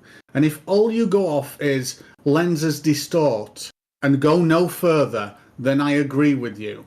Except in both those occurrences, that's probably less than 1% of how far you should go. So going further on the lens front, you can map a lens 2D distortion out. It is not based on depth. You can prove it with a grid. Lens manufacturers do this. They supply the data. You can validate it. You could invalidate it if it was false. That's one thing. And that's it. That's only 5%. There's another 95 to go after that. And then on this image front, simply saying it's an explosion and brushing it over, again, that's less than 1%. Having a look at the size of it, the magnitude of it, the shockwave of it, and the details of it, and comparing them against the 3 other different cameras shot live. I want to say live, time delay of about 10 minutes. And comparing the plume differences and the profile differences, of which there are none, then that actually does mean something. You have to go further than just not wanting to believe. Well, I mean, it depends on whether they're all distorting in the same way. I mean, for something that bare bones minimum from a flatty perspective, if we're going to go with this being, say, globe earth evidence, flat earth evidence, or something to be, presentable, we need a straight standard to measure the curvature of the earth against. And that would be a laser, microwave transmission, radio transmission, line of sight, or something like that. A picture alone just has too many unnecessary elements that could go in another way in an era of deep digital fakes. Just in a laser to establish a straight line, over what distance are you on about here, and how would you guarantee that the laser would work over that distance? Can you hold that thought? I just need 30 seconds. I got 2 supporters I want to read over here on the YouTube land. And we have a Bandit on YouTube. just sent me a big $10 Bandit on YouTube. Thank you so much for your support. I appreciate it, and I'm glad that you are enjoying the shows in the background. We also have another tenner, $10 by Marcus Dresden. He's trolling responsibly, and he say balanced truth is not the brightest candle on the cake. But Marcus Dresden, thank you very much for your support. I appreciate it, brother. Lemonbird, you are asked for some details about this laser. You want to maybe rephrase the question, or you remember, Lemon? He asked, how can we tell if the laser is straight enough to measure the curvature of the Earth against? I mean, I think most people philosophically and axiomatically say that a laser is traveling pretty fast with a lot of energy in its travel. And they figure, I think, pretty reasonably that nothing could deviate its path, at least, not to the extent where it's not a straight enough standard to measure the curvature of the Earth against. Because what you're asking is sort of a philosophical question in a way where you're saying, how do we know that the laser is straight enough? Well, we would have to just kick the question down the road and kick the can down the road again and measure the laser against another straight standard. But it still doesn't get rid of the need to measure the curvature of the Earth against a straight standard, be it a laser, line of sight, microwave, radio, or something that we assume axiomatically is traveling straight and true. Now, if we see inconsistent activity from the laser, that's something else. Yeah, so in all those examples that you just gave, they all sit within the electromagnetic spectrum, right? And especially the laser sits within the visible light spectrum. I don't know whether it'd be emitting anything else outside of that, but we need to be able to see it, so it's inside the wavelengths of visible light. You do realize that these two statements are true. One, light bends towards a denser medium. In an atmosphere, which is a fluid, or in a more dense fluid like a liquid, which is demonstrated with the sugar water thing, which I'm sure you've seen. The energy of that laser, as in the luminosity of the light, has no bearing on how much that bends. It's entirely due to the density gradient. So the issue that I've got with your statement saying let's use a laser, let's use clear line of sight, is, well, it bends. They all bend, and especially with a laser, you've got beam divergence over the type of distances that you wanted to measure, or that you'd have to measure. Let's say 69 miles for 1 degree of curvature, just 1 degree. Yeah, Right. A laser is not it. And I agree with you that that's the case, but that undermines even the claim of looking through a theodolite or looking out over the world and saying, this is what I'm seeing, with curvature or whatever, because if light bends like in a laser or with regular ambient light, well, then that undermines even the ability to make a claim of the Earth looking this way or that through a theodolite or any other instrument as well. So at the point when we're making so many epistemologically doubting claims of what's straight enough, this laser or that is a standard to measure the Earth, at the point when we're undermining our own claims in a way by saying, electromagnetic spectrum light, bends, therefore we can't use a laser, but are undermining our claim by accepting electromagnetic light presented to us through a theodolite, but rejecting it when it goes with a laser, at that point it's just not an issue. For all intents and purposes, people say light bends straight enough, and when the laser refracts or curves, we can factor that in and still have a straight enough standard to measure the curvature of the Earth against. So at that point, the epistemology bottoms out, and people just say it's straight enough. Let's see if it's showing deviation by curvature of the Earth or not, relative to a laser, line of sight, microwave, radio, or whatever. Yes, so I've still got an issue with saying that, any type of light to measure curvature, but there is a degree of error that you have in any measurement, and you take into consideration your unit variance. So the smallest unit that you can measure, you can in these kind of distances, it's not going to be down to the micron, it's not going to be down to the centimeter, it's going to be in inches potentially, and then. If in inches you work out, I don't actually use inches, so let's say centimeters. In centimeters, if you work out, due to statistical data, and not doing it once, doing it many times with different profiles for the weather, you can work out just how much refraction is giving you a variance. And then if your measurements, plus or minus that variance, sit with your expectations, that's how you can measure it. And the interesting thing there is they do actually fit with the curvature of the Earth. But what are our expectations? Are our expectations flat or round? So, a lot of times when we're talking about this, we're kind of saying, is a laser straight enough? Is there such a thing as a flat level? Does everything just curve around the ball? Can we tell if it's curved at all? I mean, the question at that point is, what standard, if any, are we going to use to measure our axioms, or are our axioms untestable? Saying basically that everything curves is kind of saying that at that point, the curvature of the Earth is an untestable axiom. Light's going to curve around it. Water's going to curve around it. Everything is just going to curve perfectly around this ball, and there's no straight standard to test it at all. I find that hard to believe. No. So based on inference and statistical analysis, you can get to a point here, because light, we know. So you need the following premise: light bends towards the denser medium, and it does so in an incredibly minute way. So that means that, let's say, in an average day, and don't quote me on these figures, but on an average day, light might deviate from its course across 69 miles. Let's say 1/10 of a degree in severe conditions. 1/10 of 1 degree of the supposed circumference of the Earth. Wait a minute. Of a degree of what? No. It's just denser medium. The fish tank. You said 1/10 of a degree. A degree of Earth curvature for 1/10 of a degree would be like 6 miles.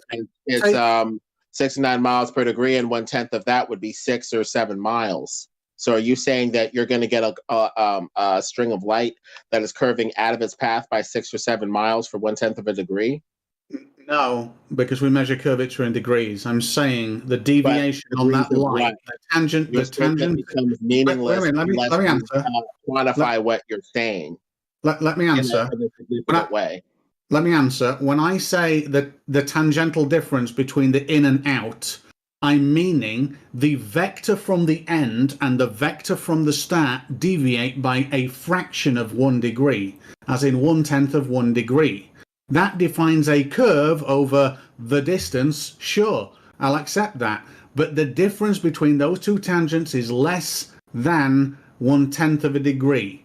Now, if that premise is true with the atmospheric refraction that we get, we know that a curved surface of what they say it is going to look, due to that, is going to look a little bit more less curved. That's all that's going to happen. Now, so if it's incredibly saying 1/10 of Earth's curvature, basically. That this light. Stop with Earth's curvature. I'm on about degrees here. Forget the Earth's curvature. Degrees. But degrees come from some sort of circular source, and the only circular source. Let's use a protractor. Degrees could mean anything. An inclinometer, an accelerometer. Use one of them. Don't use the Earth. Use an inclinometer, protractor. Degree into some sort of linear distance. No, forget the distance for the moment. Is degrees relative to, as far as I can tell, a circle of the Earth. Right. So all I'm saying is light bends towards a denser medium, and over, let's say, 60 miles or 50 miles, it's going to be less than 1/10 of a degree on an average day. Now, on a flat surface, that would slightly present a concave surface. On a convex surface that bends 1 degree over 69 miles, that would produce a slightly less concave optical surface as a result. So on one hand, we've got the proposition that the Earth is flat, and we can see a great distance, but what this refraction is going to do, which we can test, which we can verify, is move things up in our vision and create a very slight concave nature to the ground. It would never be flat. The only time it will be flat is without an atmosphere. Now, but with a curve, we have to accept a very questionable interpretation of what light does. And so at that point, we have to talk about this idealized theory And since we're dealing with in the realm of theory and idealism, you know, we need to talk about how consistent these theoretical interpretations of light really are. You're talking about light as if it's some sort of, you know, angled string, basically. Does light behave like that when it's general illumination? No. So already we have an inconsistency in this idealized theory shaping up, since most light isn't of that nature. What you just said there was quite simply, I think you are wrong, and if you are wrong, then this, then this, then this, then this. Let's go back to the start when you said that this is an idealized theory of light. Are you on about the two principles which we would look at here, which is the boundary conditions of Snell's law and or the graduation in Fermat's principles of light? Are you saying that they are not true since, and before you answer, let me add this to the end, since every single optic control we have is built from them. That means camera lenses, the glasses that I'm wearing right now, contact lenses, you name it. So they would be focusing light onto a sensor. So those principles would be good for dealing with focused light put on a sensor. Is all light focused like that, collimated like a laser for where they derive Snell's law and this other stuff? Of course not. And also Snell's law deals with going from one medium to another with a boundary between the media. We're dealing with air, which people would generally consider to be an otherwise uniform medium with no boundaries between it. So already there are problems in these theoretical interpretations. And yet again, the third and final problem is it undermines their own claim to say that light curves, implying that the vision of what we're seeing is somewhat unreliable, when the vision of light that we see through a theodolite all of a sudden is reliable enough without dealing with refraction and this other stuff, but isn't good enough with a laser that we would otherwise consider to be straight and true. Lemon, So I got an image right now, an animated image. I just reposted it on the Daily Bone Sensor, and this is a small tube, look like maybe a fish tank or something. And I don't think there's, you know, what's going on here. The light is bending. I cannot count on a laser light. Lemon, in a conversation, you can't say, I think this, therefore. We have to stop at a point of contention. You've just said Snell's law is wrong. You made a false equivocation of collimation versus light bending because the two are the same. One just deals with many and a rational uniform or non-uniform effect, and the other just deals with a single ray of light, but it's just numeracy. That's the only difference between the two. The same thing happens. And then you quoted Snell's law in the atmosphere, which I said, you know, that is the foundation of boundary conditions in moving from different densities. But then I mentioned Fermat's principle, which is the graduation, which you would use through the atmosphere. So, no, you're entirely wrong on all those points, because if you were correct, I would not be reading the text on the screen right now. So, to be polite, I'll let you finish your piece. I know how frustrating it is, even if you get something mistaken, to be stopped by somebody trying to correct the record. But I didn't say Snell's law was wrong. I meant that the interpretation of it for this problem is a little arbitrarily done and inconsistent.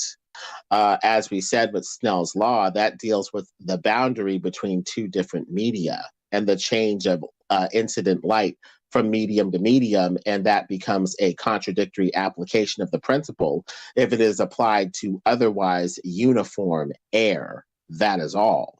So the question is, how do we apply these idealized theories? And do they really imply that light is a string that travels and curves over a ball or not? Could you let me read this super chat, StingRay, and then you get the floor. Appreciate it, man. It's a big $10 super chat. Super chat is on. Type any question, comment, concerns, or responsible trolling comments, and we will read them and address them in real time. Mr. Victor is radio for $10. So if Lemon is so trusting of lasers and think it's a perfect tool. What about the lasers that measure the rotation of the Earth?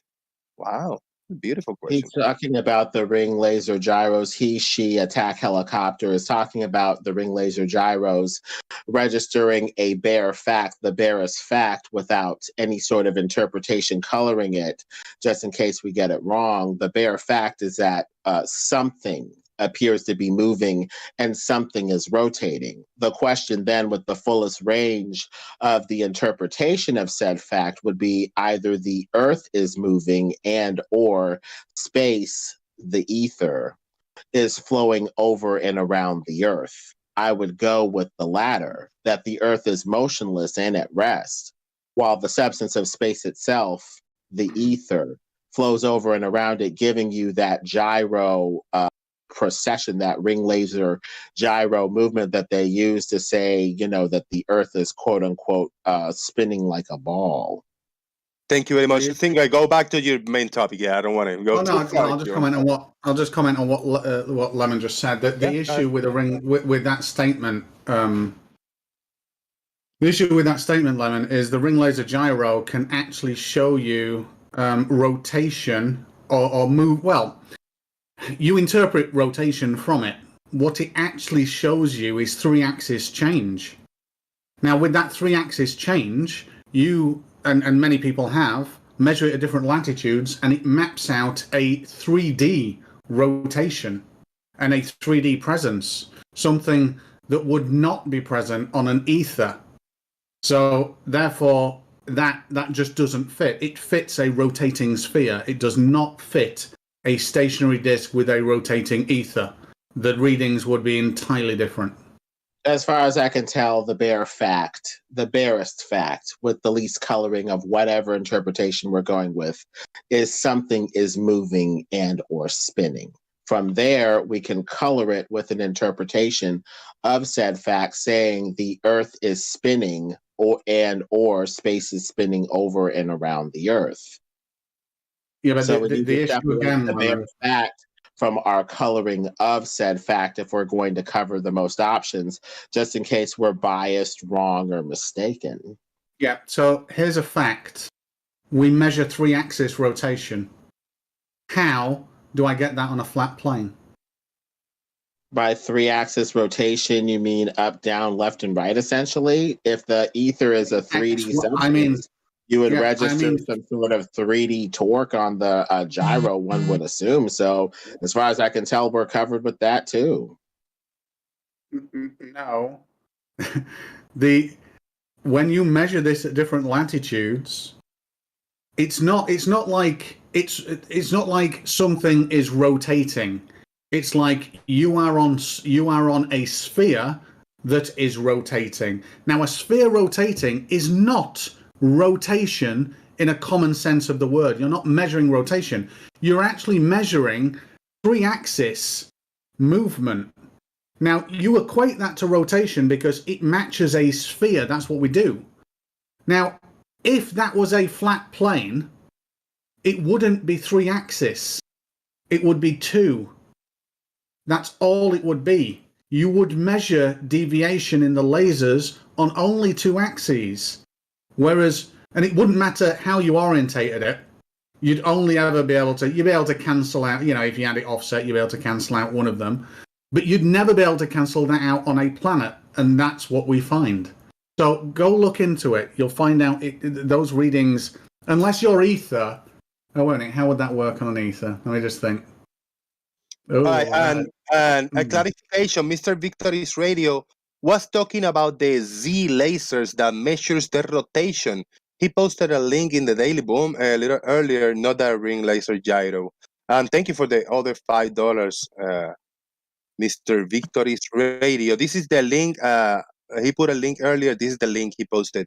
Laser measures rotation of the Earth. And it's a first-time measurement of the rotation and inclination of our planet from the Earth's surface with some specific laser light instead of radio telescopes. Boom. Most of the time, the way that people go is with ring laser gyro.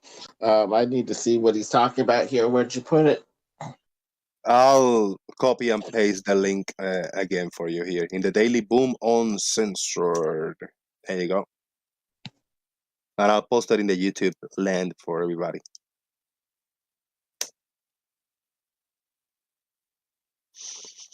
Let's Sorry, I didn't want to take you off topic too much, StingRay.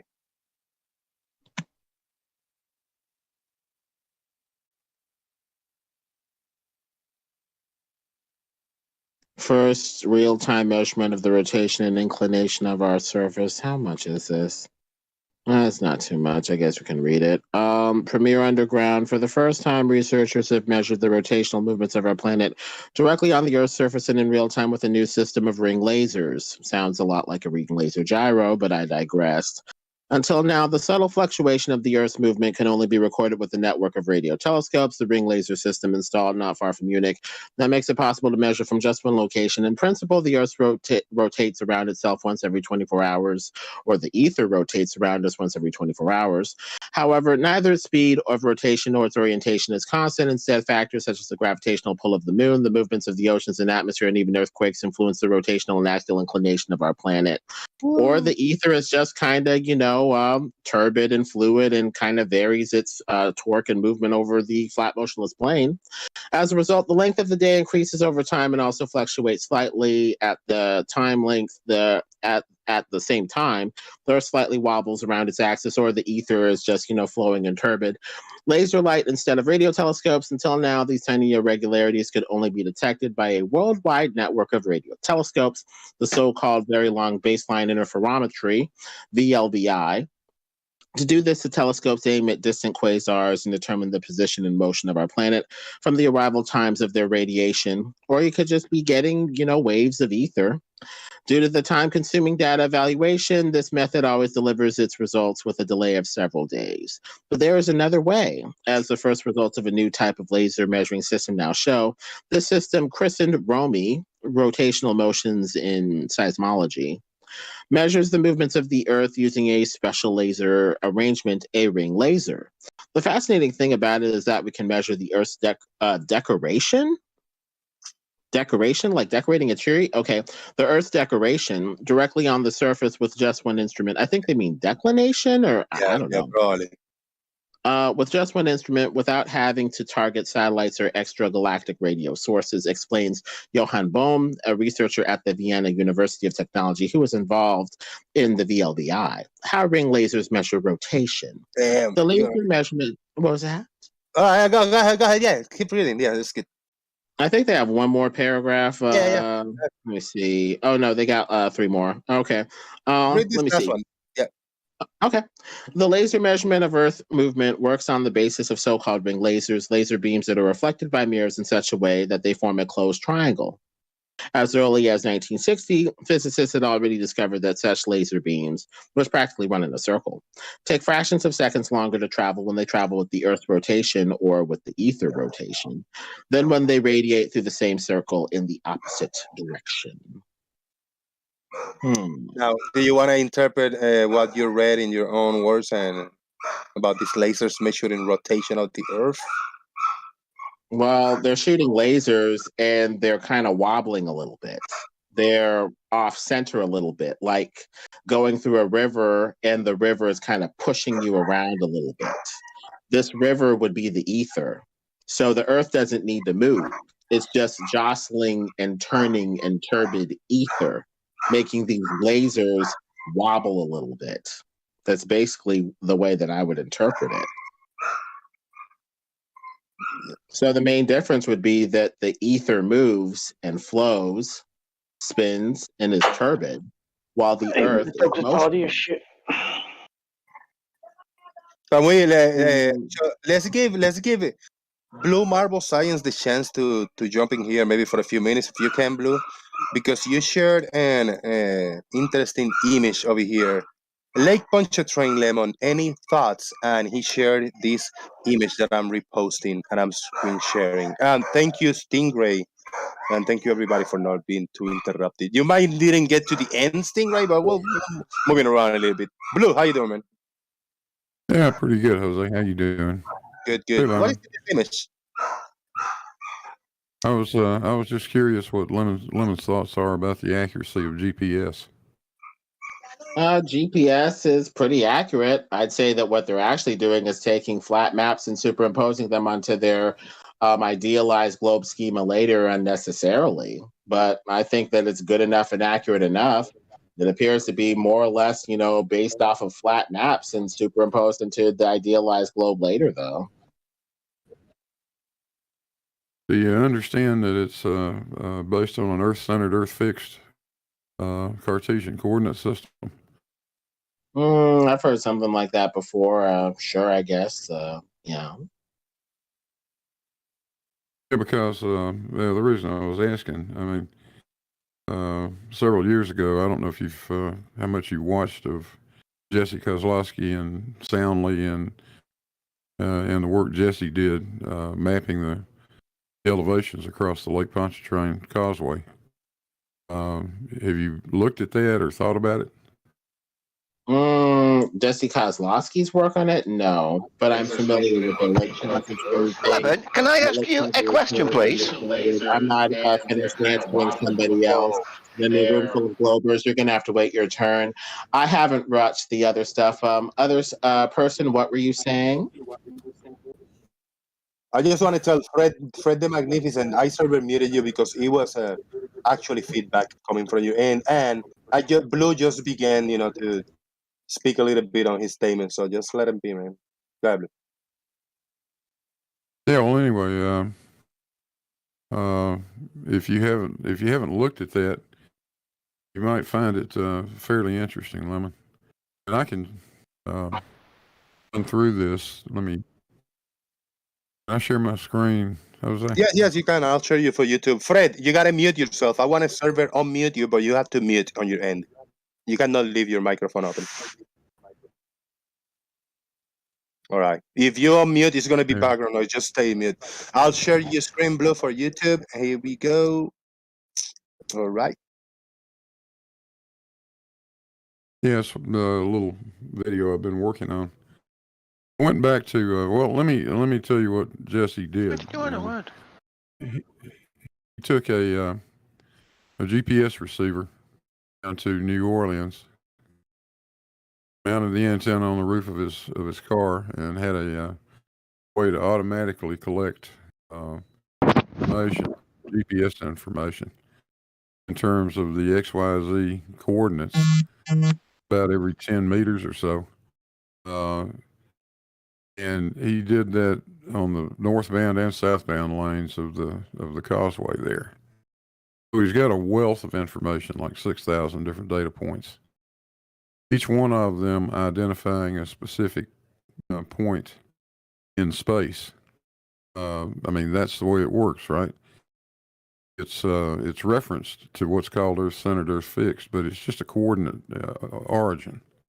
For obvious reasons, they chose the center of the Earth, but it doesn't matter whether the Earth is there or not.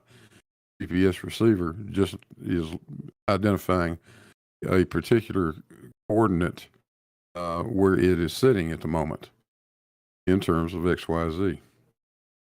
So if you look at the little diagram I'm showing, if you look up at the top, you see a B and a C. Let's say that one end of that causeway on the left-hand side is B. The other end is over on the right-hand side. That's C. Obviously, this is grossly exaggerated because, just to be able to show the thing. But and then he took measurements all along that path, right? So here's the thing. So all those XYZ coordinates are referenced to one point in space. The point happens to be the center of the Earth, but it doesn't matter. It is just an origin point for a coordinate system.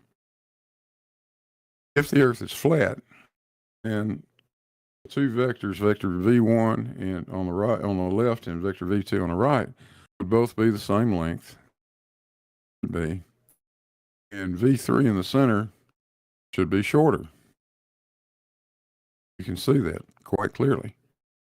The problem is, Jesse did this, and you sit down with the coordinate data, and you look at it, vector V3 is not a different length. It's the same length as V1 or V2, and it puts about a 28 meter sagitta in the center of that diagram. That red vector I've drawn there in the center, right up there at the top, from the outside of the circle down to the straight line between the 2 points is about 28 meters. Got any idea how that could happen on a flat Earth? As far as I can tell, since nobody's been to the center of the Earth, sir, the center of the Earth would have to be assumed. That's a huge problem since we're trying to figure out what the hell is going on here, flat or round, based off of, necessity to avoid deception and avoid coloring the facts with another interpretation that may be leading to some sort of wrong conclusion. Also, as I think we talked about before, the GPS appears to be based off of the WSGS84 whatever global model.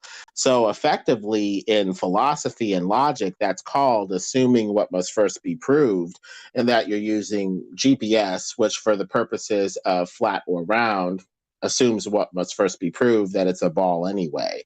So that's a huge logical fallacy.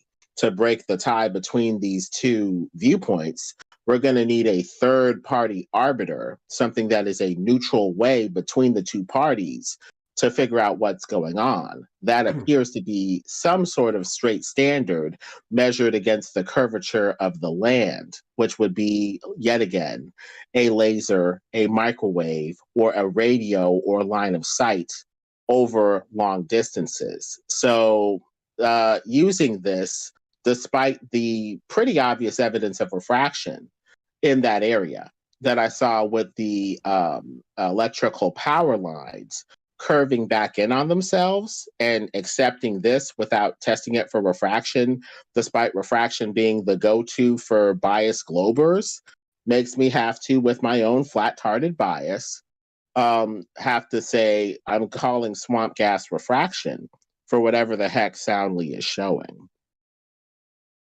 Well, this is GPS, Lemon. This is not visible light, and refraction is not having any effect on it. We know our GPS readings don't change from day to day as refraction changes. And your point about the center of the Earth, as I said, it doesn't matter whether the Earth's there or not. That's just a point to fix the coordinate system. That's what was chosen. That point, that origin point for the GPS, could be 50,000 miles to the left of the moon, for that matter. It could be anywhere in space, as long as you've identified what that point is. That's how Cartesian coordinates work. Any point in space, you can accurately.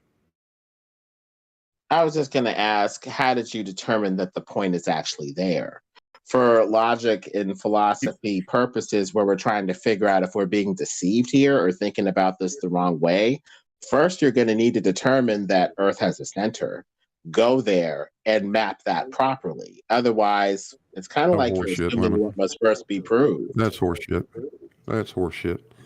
No, you don't have to go to the center of the Earth to pick an origin point for Cartesian coordinates. It's just silly. You just have to assume that the Earth has a center on the ball and go from that assumption. Look, Lemon, if I want to pick the center of your heart as the origin for a coordinate system, do I need to cut you open to find that point? Of course no, not. but you can see the whole shape. We haven't seen the whole shape of the Earth with NASA's fake CGI barrel distorted photos. And yet again, we're trying to prove that the Earth is round with a center in the first place. So using that as part of the investigation is a little biased. It's not using the that, question Lemon. and assuming what must first be proved, that the Earth is round with a center. That's problematic. It's not using that, Lemon. It's not using that. It is measuring from an arbitrary origin point in space to its position, another point in space. The Earth has nothing to do with it. We don't even know if that point exists. The only way for us to know that point exists without going there is to simply assume because we say that sounds like begging the question. I mean, that's a nightmare. That point exists because we say it does. Simply because we say it does. It's the center. It's the origin of a coordinate system. All you've got to do is say, I'm making a coordinate system. Put your finger on it in space and say that's where it'll be. That is only justified if you've seen the whole shape. We don't even know if we've done that. Bullshit, so for the purposes of this discussion, that is inadmissible. It's begging the question. I'm sorry. No, it's not begging the question. It is an arbitrary point in space. The origin of the ECEF coordinate system is an arbitrarily chosen point in space. And it is, and the satellite receivers are measuring their distance.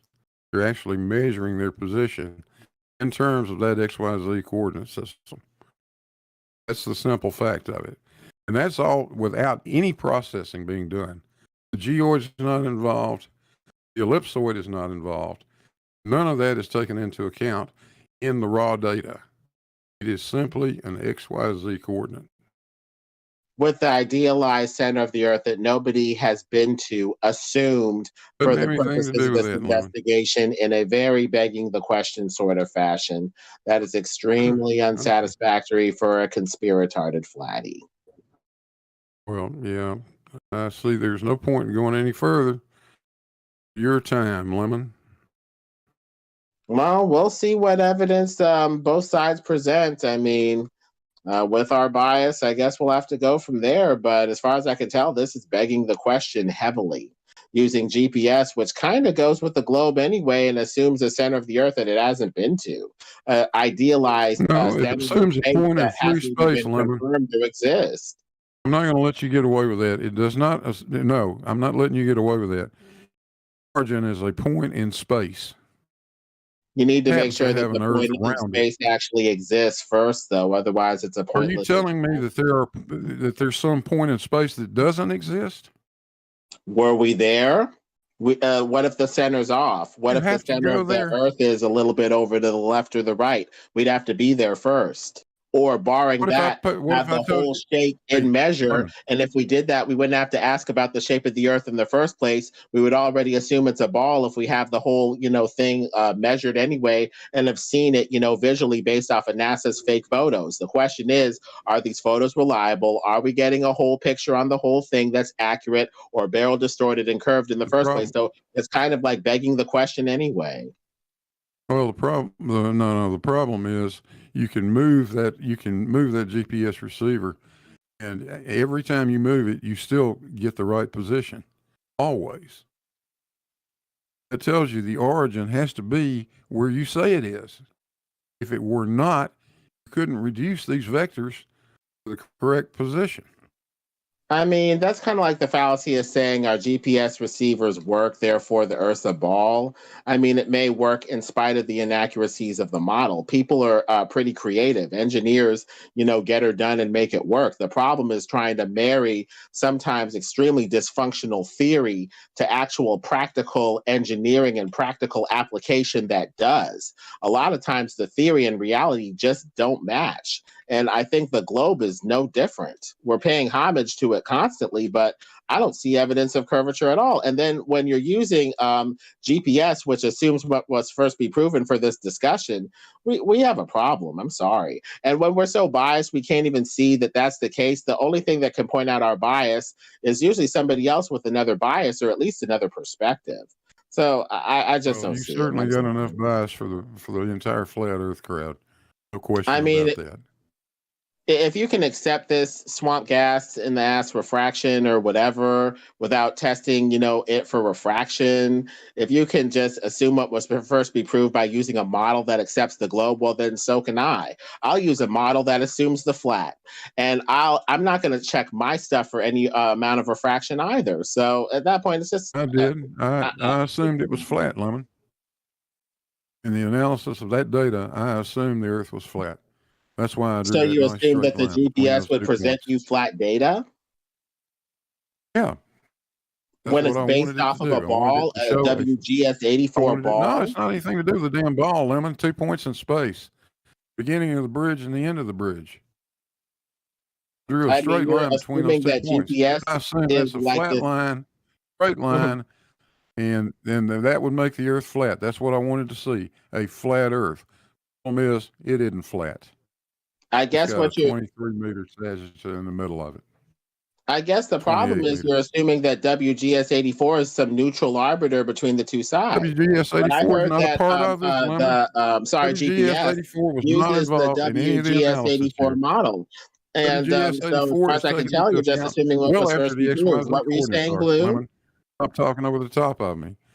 The I'm going to finish my WGS-84 was not taken idea, into Blue. I account in may be this, Lemon. mistaken, but it's annoying as hell when you GS-84 interrupt is not the flow of taken a into person's account, thoughts, Lemon. even when they're The incorrect. geoid hadn't So been you can, at the applied. very least, let a person get out their GS-84 hadn't been idea so applied. that things don't get stressful. EGM 96 is actually what you're grasping for, but you don't know enough to know that. I know Those enough things to are know not that the taken Earth is into flat, account at but the point in time you continue. get XYZ coordinates, Lemon. You understand that. XYZ is the raw data before the geoid is applied, before the ellipsoid is applied. XYZ comes first. Those other assumptions about geoids and ellipsoids only come afterwards. If the XYZ just offered a curve, why would you need to apply it to a geoid later? That makes no sense. The second step would be XYZ doesn't offer a unnecessary curve, if the first Lemon. one shows curvature. So what you're saying sounds Do a you know little anything about contradictory. vectors, Lemon? Do you know anything about vectors, Lemon? Quiz time. Do you After understand 5 years what in the flat Earth XYZ debate amounts to? with Globers like yourself, frankly, Blue, quiz time is over. I think that was a no. Yeah, that's what I would say. Because he couldn't give you an answer, so that's usually no. I mean, I Cartesian can, but coordinate normally system doesn't questions like assume, that are asked doesn't to gain assume any control kind of the shape, Lemon. conversation and run it into the ground in a totally different direction. I'm not playing a I can map ball, pun any intended. shape in a Cartesian coordinate system. There's no shape I can't map. No shape whatsoever, including a straight line. That's what I tried to do. I tried to map a straight line from one end of that bridge to the other, and it is not straight. Got a 28-meter sagittal How in the do you middle of it. have XYZ coordinates without an origin, a center? You would have to You do have an assume an origin. idealized origin I got for it, you to Lemon. have XYZ coordinates in the first place, wouldn't you? That goes It back to has a an ball origin, Lemon. with an origin centered at the center of the ball anyway. So we're still You back can to make it square anywhere one, you want it to needing be, to use Lemon. a laser You as can the take, straight in fact, laser let me to tell you measure the something. curvature of the Earth. What you can do is transfer that system to the surface if you want to. And in the post-processing mode, that's what happens. You take the XYZ coordinates and transform them into latitude, longitude, and elevation above the geoid. But to start with, we're using the origin, which is the origin of the ECEF system, as the point. That is the origin. After that, you can move that origin anywhere else you want to. You know how to transform coordinates. Hold on, really quick, all the time. Quite simple. Okay, I need Go ahead, Jose. to give a big shout out to Brian Peck with a big $20 super chat. Holy hell! Thank you, Brian Peck, and this is just to help pay the Wi-Fi and shout out to the same members of the panel. Brian Peck, thank you for your support. I appreciate it, man. It's awesome to see the big bright orange 20 super chat there, man. Thank you. Shout out to the same members of the panel. Is that shout out directly to you, Lemonbird? Boom! Shout out to Brian Peck. I don't know. As far as I can tell, the problem here is basically assuming an XYZ coordinate with an origin that's centered on the Earth when we haven't even been to the center is highly question begging. So we're going to need a neutral third party way to break the tie between the two sides, and both sides say that there needs to be some sort of straight line standard, I would assume, to measure the Earth of the curvature of the Earth against. So we would have to go with that. Lemon, just really quickly it might be easier if I word it this way. Imagine we're on a flat plane, and imagine I decide to center a coordinate system 6,700,000 meters below the North Pole. Then using that coordinate system, how is it that when I move away from the North Pole, I'm below that flat plane?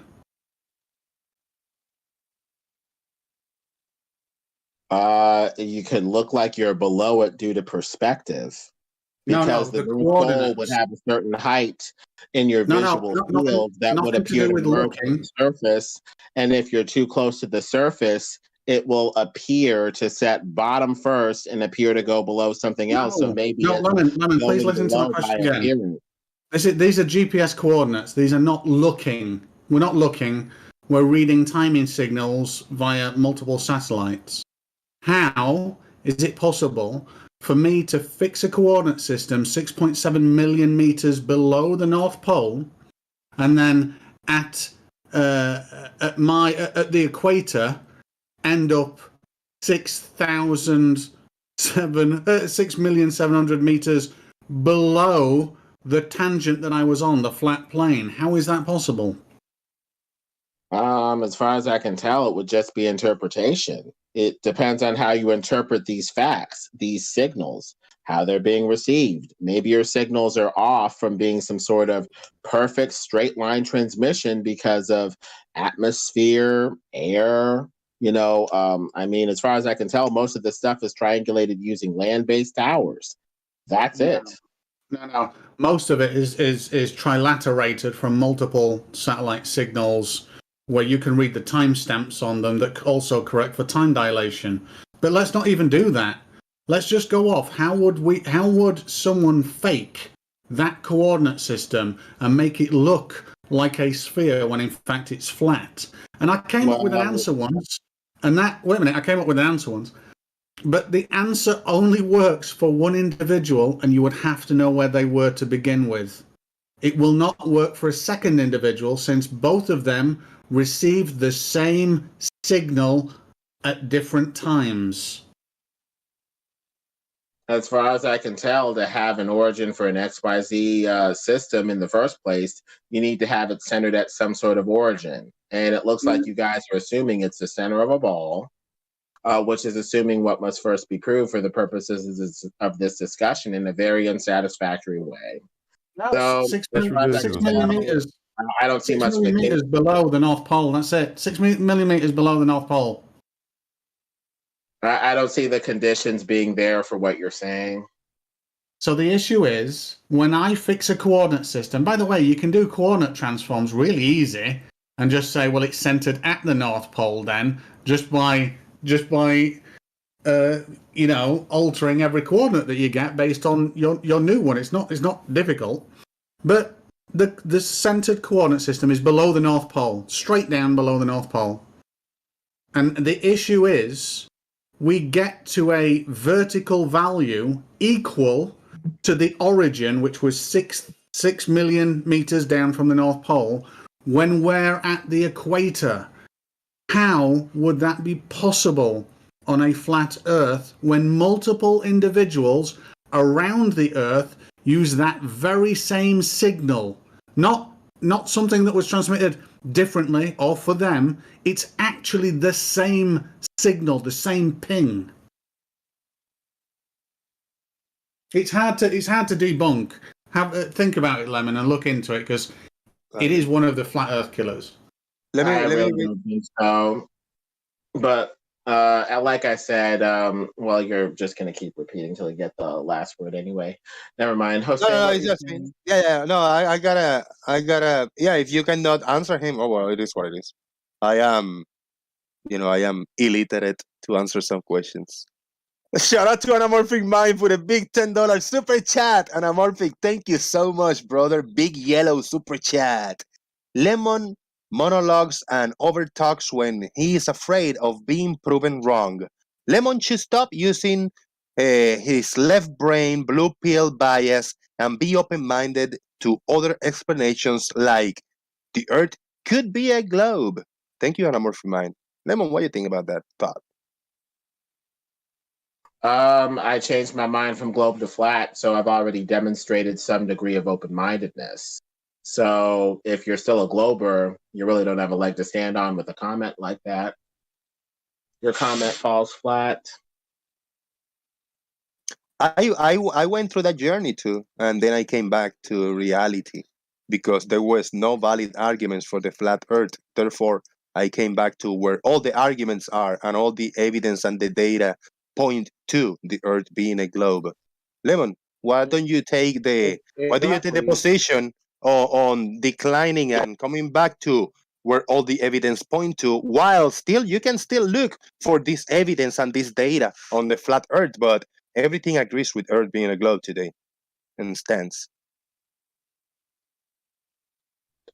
Only thing that doesn't agree is the laser test, infrared long distance imaging, an actual straight standard to measure the curvature of the Earth against. As far the rest I see is just very questionably applied theory and very idealistic notions of how the Earth would behave in someone's head that isn't, double checked or balanced against, an experiment, some level of relation to reality, like a straight standard, like a laser or something like that.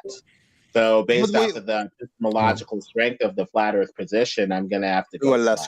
One last quick point. What was that? Half an hour ago, 20 minutes ago, you guys were talking about the lasers, and we are aware of Snell's law, behavior of light, we're applying Snell's law and the Fermat's principle. So it is a fact, demonstrable, repeatable, and experimentatable that the light bends. You cannot count on a laser being just a beam of straight light.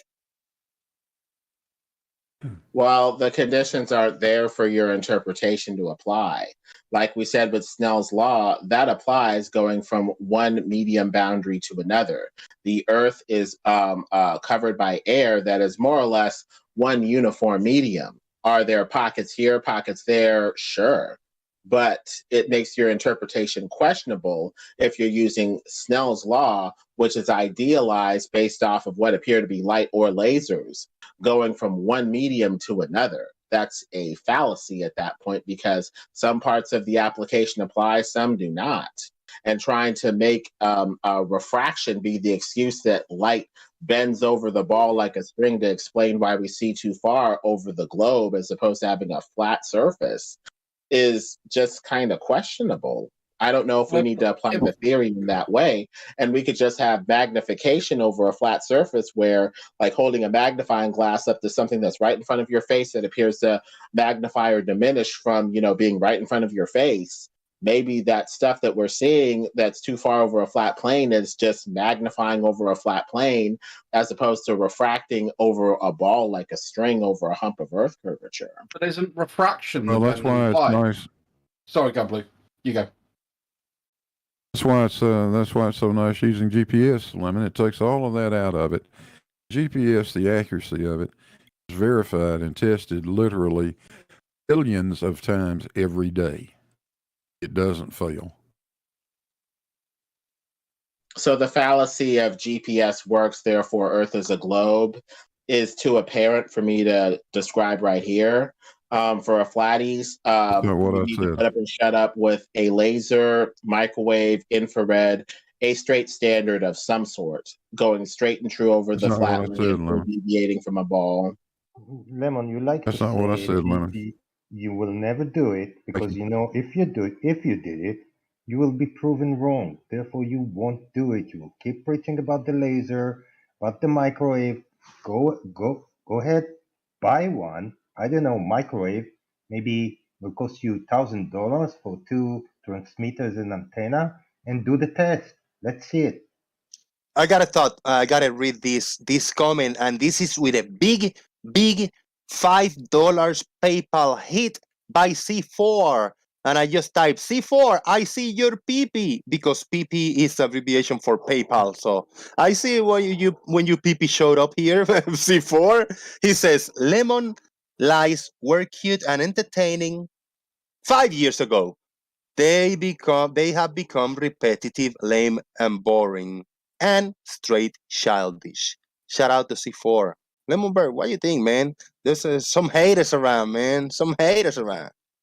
Well, the truth has no appeal for the liar. They like something interesting, something titillating, whether it's true or not.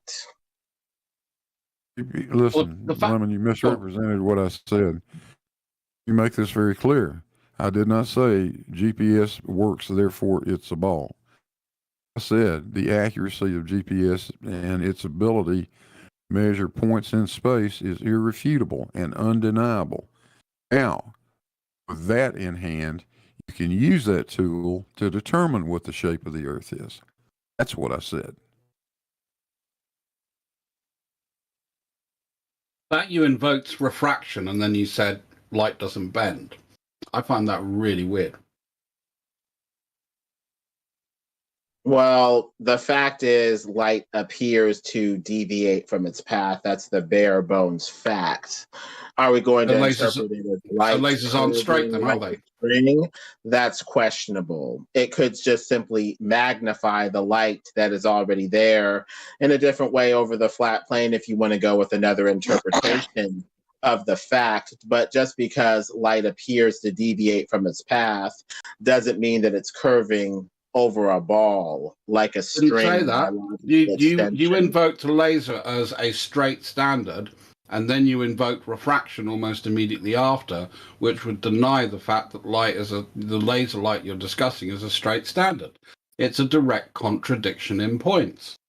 Not really. The laser may deviate slightly, but it doesn't deviate, say, at the exact curvature rate of the Earth at 8 inches per mile squared, and still provides a straight enough standard that we can factor in to be the barometer, the straight line metric, or the straightest line metric to measure the curvature of the Earth against. So we can still use a laser. And it reveals a fallacy. If on one hand, you're saying that laser light is the same in its refractive behavior and all that other stuff is regular ambient light on one hand, and therefore is good enough to derive Snell's law, Fermat's principle for all light on that principle, but out the other side of your mouth say the laser is not a good enough standard, but the ambient light that's brought to our eyes is a good enough standard to give the true shape of anything, the Earth, other objects, whatever. That's I didn't say any of that, did I, Lemon? I merely pointed out the fact that you said it was straight, and then in the next sentence you invoke refraction, which is the bending of light. I have a question. Those are two contradictory statements. I have a question. Is laser light special? Does it refract differently than, say, an incandescent spotlight? Laser light is concentrated and collimated. It'll burn a hole in your eye. Ambient light isn't like that. Laser light is shaped into more or less a string. Ambient light isn't quite like that. So I can burn out your eyes with a spotlight, Lemon. Don't worry about it. Follow-up question. If I had a spotlight on a distant tower and right next to it a laser light, as I backed away from the tower, would those two lights, the laser light and the spotlight, would they appear in different locations, or would they always appear to be right next to each other? Ooh. Yeah, you see, laser light, Like spotlight, starlight. Laser light will tend to refract more than the spotlight. Tend to refract? It depends on the color, the wavelength of the light you're using. I mean, there's a couple variables with that.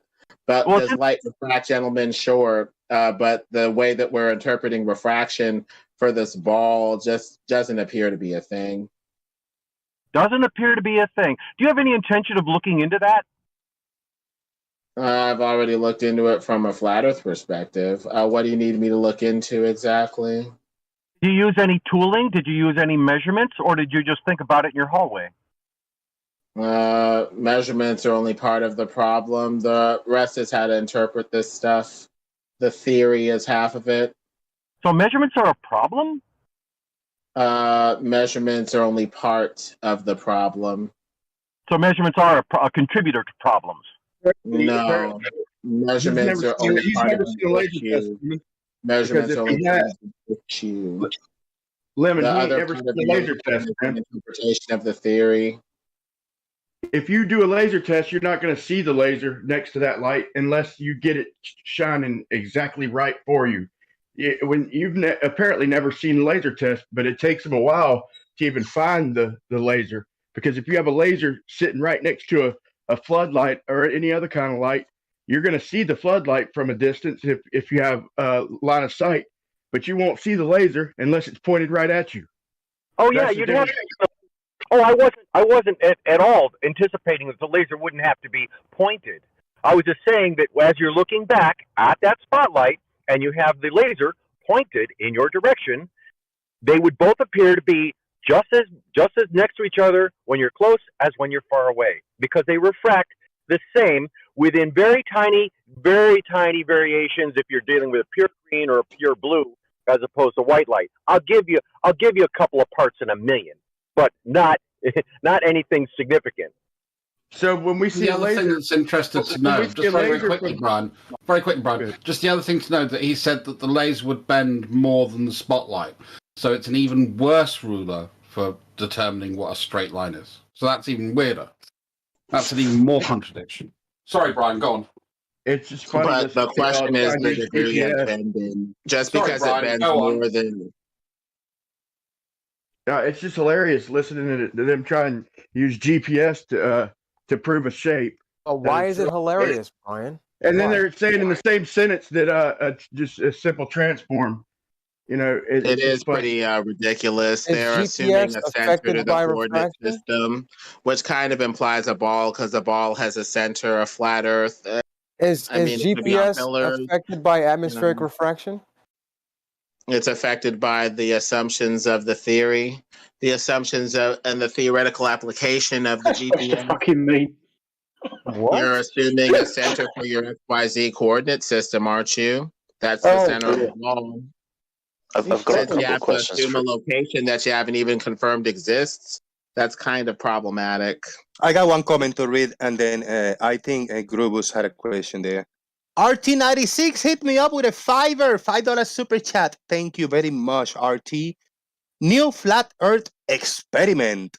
A long-distance laser observation over a lake at night with a solar filter. Oh, Thank God. you, RT96. Well done. Well I guess what they're responsible assuming, trolling. what they're assuming is every time we do a long distance laser test, so from 5.5 feet height, from 21 miles, seeing a laser.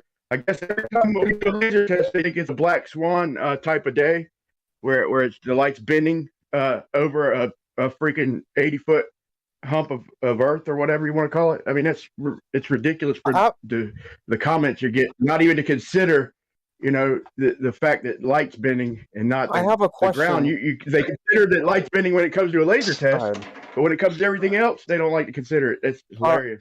That's all not right, open-minded. I have a question about these laser tests. Anytime you've seen any of these laser tests, have you actually seen how they've conducted them and how they determine if the laser's level or not? What's the difference?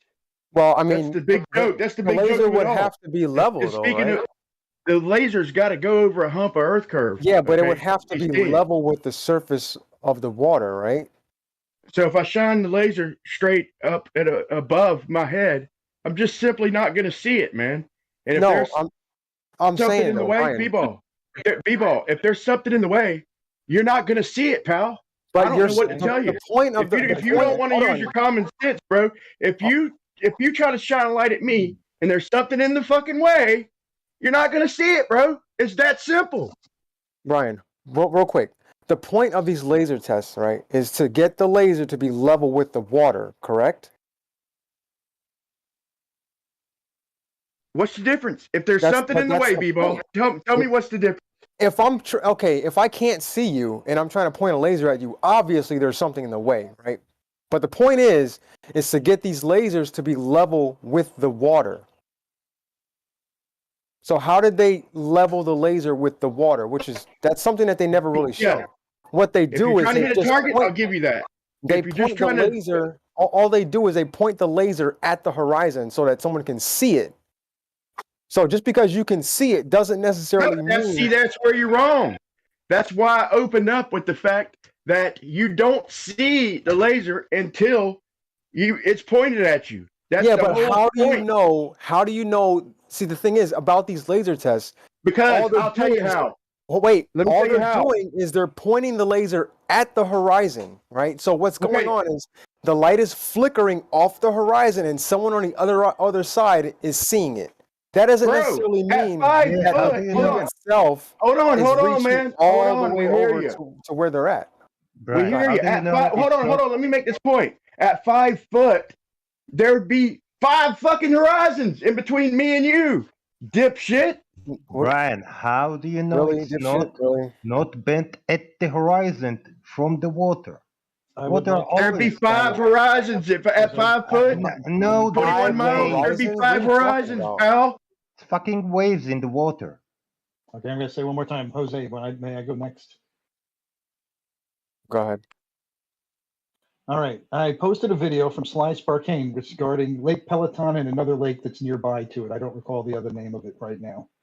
But that video shows Sly Sparkane's exhaustive research into the test and finds that their claims of 40 miles and stuff like that are severe lies. Nobody's claiming 40 miles, man. Isn't that what they claim? Oh, sorry, 40 kilometers. No, they went for 40 miles and they wound up with 21 miles. But how many horizons? Where would the horizon be? Hold on. If you say they're shining at the horizon for a 5.5 foot observer, hold on. The horizon would be about 2 miles away. I mean, the horizon would be about 2.5 miles away.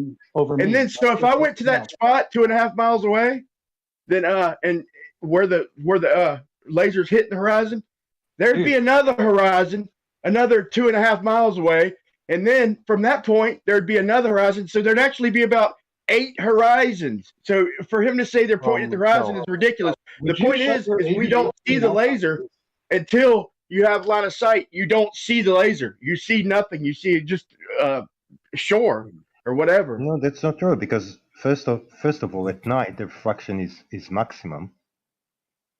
What are you talking about? That's not true. The refraction you're trying to tell me that we see the as soon as the laser turns on, we see it? That's not. That's a lie, dude. That's a lie. Night. It is very hard to find the laser. Every test I've watched. You know what? Do you know why? It takes a while to detect the laser, man. Do you know why? And once they have line of sight, then they see it the whole entire time. Brian, do you know why it's hard? Because it's collimated light, man. For one, they can't see it over the curve, right? And two, you have to be within that spread of light. They have to point it at the horizon, and then what happens is they're flickering the light off the horizon, which anyone on the other side would be able to see. Said, bro, at 5.5 feet, there'd be 8 horizons between the observer and the laser. That is according to bro. What are you talking about? You don't understand that. Okay, guys. We gotta relax just a little bit. Can you define horizon for us, Brian? You got 5 of these. Can you define horizon? Yeah, let's just say if the horizon is 1.22 times the observer's height in feet. There we go with the black swan again. Where they did a 21-mile laser test where they could see it, whether it hit the target or not. They couldn't see it. That's a different argument. Brian, they're pointing it. It's hard for y'all to let us in. It's hard for y'all to let me finish. Because you're not listening. What you're not understanding? You're not listening. You said they're shining a light at a horizon, bro. Yes, there are and if 8 horizons. I'm gonna show you. I have a demonstration of this. But I was gonna bring Brian back while you look that up. The definition of horizon. You telling me a mathematical something related to do some kind of an exercise or a thought experiment. I'm asking you a definition so we know what are you talking about when you say horizon. Well, the whole globe model is mathematical. The point is if I'm at one shore 21 miles away, I'm looking at a point 2.5 miles away, and the laser is shining at a spot 2.5 miles away. That leaves a 16-mile gap in between us. For B-Ball to say that, dude, just shows. So there are 4 more. So we see a horizon. Again. We see a horizon. So what are the other 4? And what is the definition of horizon? You still didn't tell us the definition of horizon on your words. Where the land meets the sky, man. And there are 5 of those. It's the apparent position. It's the apparent position. And there are 5 of those, you say. So again, what I'm trying to. Is there any way I can actually finish? Go ahead. I mean, is there any fucking way I can finish? I mean, fuck this. All right. Now, Brian, without opening your mouth, the Lake Peloton one was done supposedly at 40 kilometers, which works out to about roughly 25 miles. But that said, the actual location of the Lake Peloton test was actually only 16 kilometers away, about 7 or 8 miles away. Yeah, that's where they painted the target. Look, you got problems with every laser test. Well, the problem is that the information they gave you and let me finish, for God's sake, man. For God's sake, dude. Every time I open my mouth, man, it gets aggravating. That's why I start getting. But no, look. So what I want to hear, if you want to say that the laser light's bending, I'll reluctantly accept that as an answer, because I guess that would be a possibility, however unlikely. Then we'd have to get into the detail. But if you want to say that you're pointing at a horizon, I mean, to even say that is like just a lack of thought, a lack of cognitive thinking. In my opinion. We got a code red. We have a top left here. I repeat, a top left. Take cover. That was a £5 super chat by John Watson. All right. Thank you, sir. Brian, are you able to look in the chat? I don't know if I can download this, and Jose could probably show it so that way you could see it. I'm just curious to know how if the measurements are all wrong for the test that you're talking about, and all your observations are based upon the distances involved, how the hell are you getting this decision that there should be 5 horizons when the damn laser is only 5 or 6, only 8 miles away? What are you talking about, man? You know how many laser They tests lied. there's been? They lied. Dude, what? Dude, your brain is not letting you see the point. The point is there's been multiple laser tests that have been way beyond Earth curve. They've went further and further. What about just a simple 5-mile test? Just a simple 5-mile test that anybody could go out and do. You're saying that the laser just always obeys freaking Earth curve calculator or something? Brian, It curves at that rate? hold It's on. a joke, dude. Can you see my screen? I'm sharing my screen now. I'll go look, and I'll yield the mic. I'll show you for YouTube now, bro. All right, so I did this test I in see my office right here. Can you see it, Brian? Yeah, I'm looking at it. So you see that little dot right there at the top of the ball? What is that, Venus? No. You see that little dot? That's Yeah, a laser. wait, right? That's a laser. Now, do you think that's the actual laser? Yeah, it's within the collimation of light, without a doubt. It's got to be. Is that the source of the light? You see, there's the source of the light right there.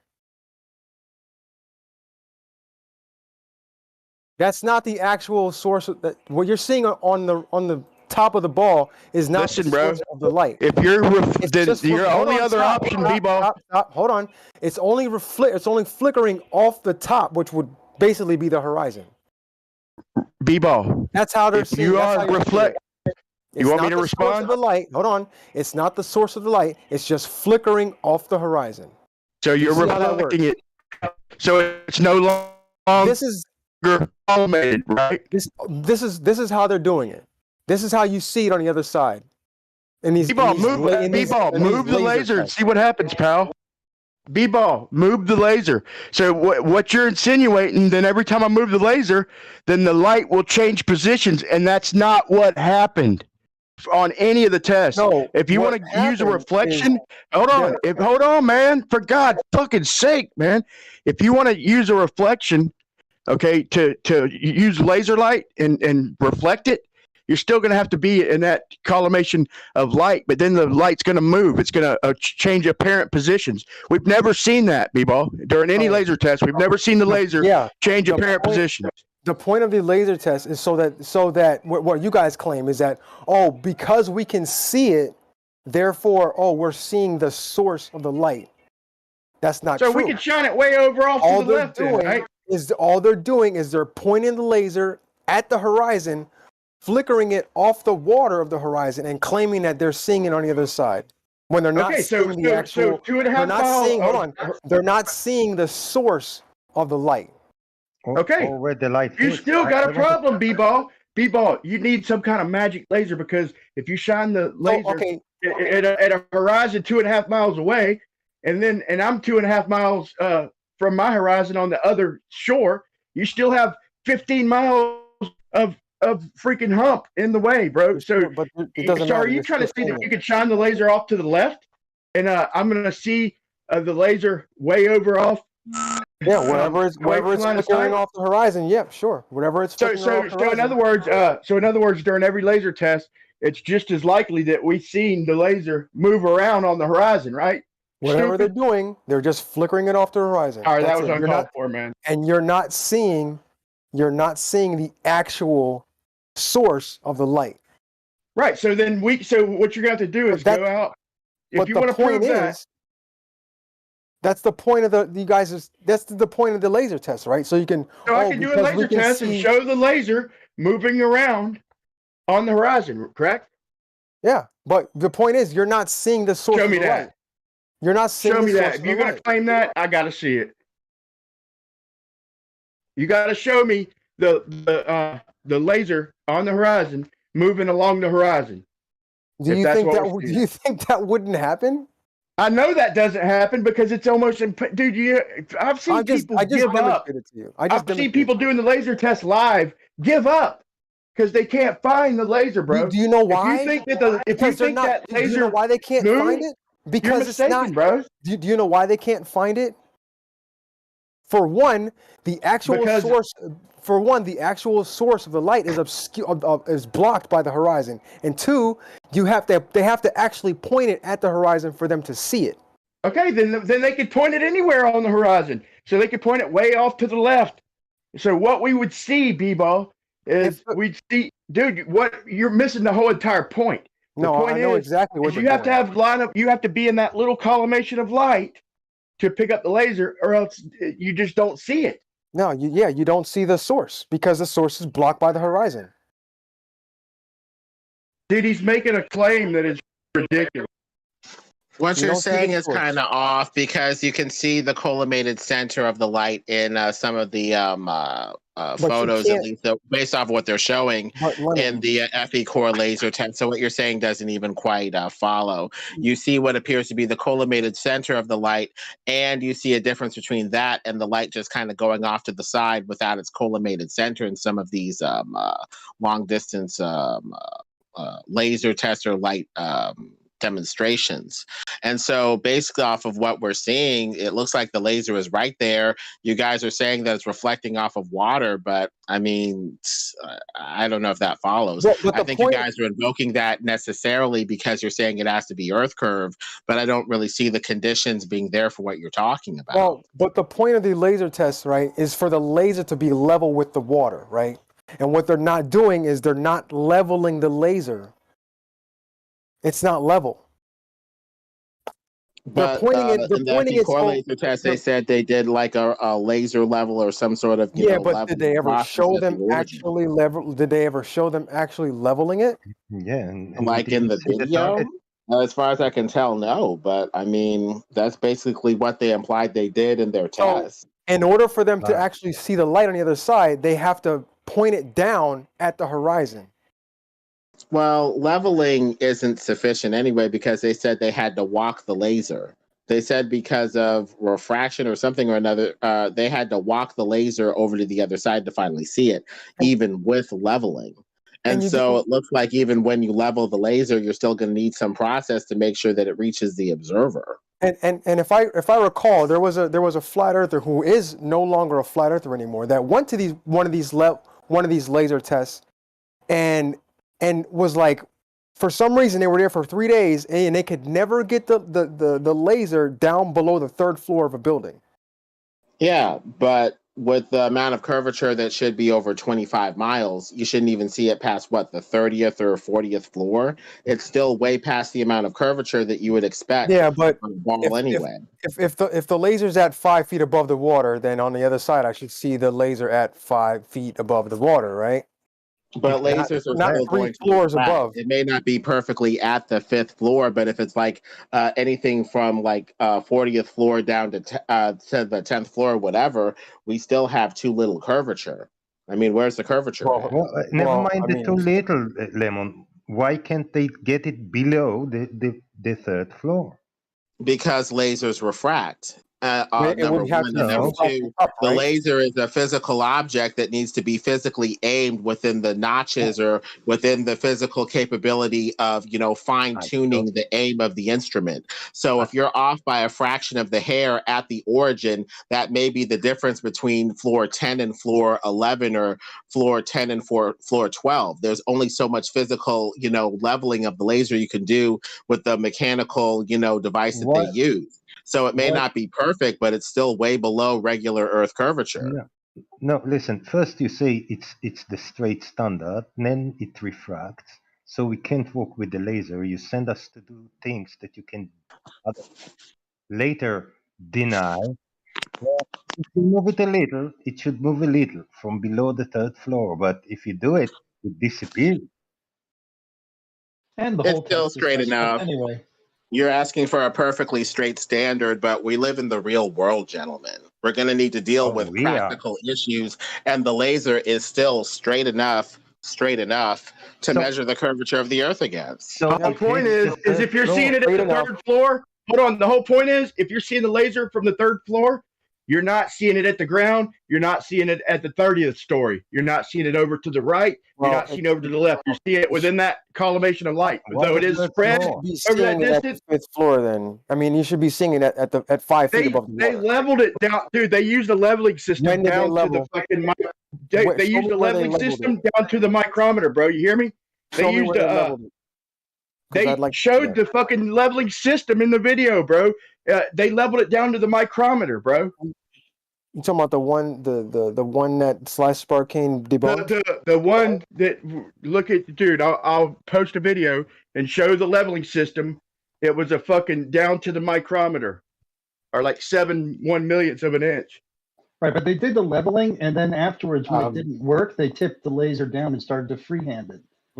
They never used the level measurement because it didn't work. Yeah, that was the problem with the observation. I remember watching that as well. There was no And problem. The problem with the observation is if you're a glober, bro. There's the problem. It still doesn't help the fact that if you've got a laser that's 5 feet above the water, that you should be able to see it at the other end of about 5 feet above the surface. Everybody, maybe 8 or 10 feet above the surface, but not sort of like be out by 30 or 40 feet. I mean, that's just, you know. The reason they had to level it, so precise, is because one little tiny movement from over 20 miles away will point the light way off, man. You're talking they wouldn't be able to see seconds are arc seconds are giant. Yeah, because of practical considerations, one little movement at origin translates to huge amounts of movement at the end point. It's just the way that it is. It's still too low curvature for curvature. Yeah, exactly. And nobody who stays to the end of that test is a flatter, is a globe earther now, B-ball. So they have. There was one, and I know him personally. Well, not personally, but I know who it was. Yeah. Once again, nobody who stayed to the end of that test. Robot, you were robot in there. Brian, well, I don't understand why you think these are this is conclusive evidence when we're showing you exactly. Work with me one time. Hey, let's do a thought experiment real quick. Let's do a thought experiment. So let's just say we found a flat patch of ground, which I guess would be a bowl. I guess it would have to be a concave type of bowl, like a real gradual bowl. In your reality, okay. So we find that gradual bowl, but anyway, in reality, it's a flat spot. Okay, so on one end, I stand. On the other end, 21 miles away, you stand. Let's say 25 miles. I think they said 25 or 26 miles. Okay, and in the middle, we have a 70 meter. Okay, what is 70 meters? Let's say Blackpool Tower or something, or the 70 Eiffel meters Tower. would be like 200 feet or something like that. It's usually 3 meters a foot, so it'd be like the meter. Pick stuff. Let's say the Empire State Building. I still, Nick, I still don't know what you mean when you say horizon. And can you just really quick recap?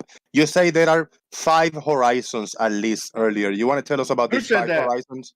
You mentioned 5 horizons earlier. You want to tell us about it? Whoever mentioned 5 horizons, that was they want to comment. That was you, Brian. 5 horizons? No, I say the horizon is the apparent. Horizon is a focal point. It's the apparent position where the ground meets the sky. To be more precise, he said there'd be like 5 horizons in the context of the Black Swan photo. That's what. Yeah. Said. In other words, no. This is what I meant by 5 horizons.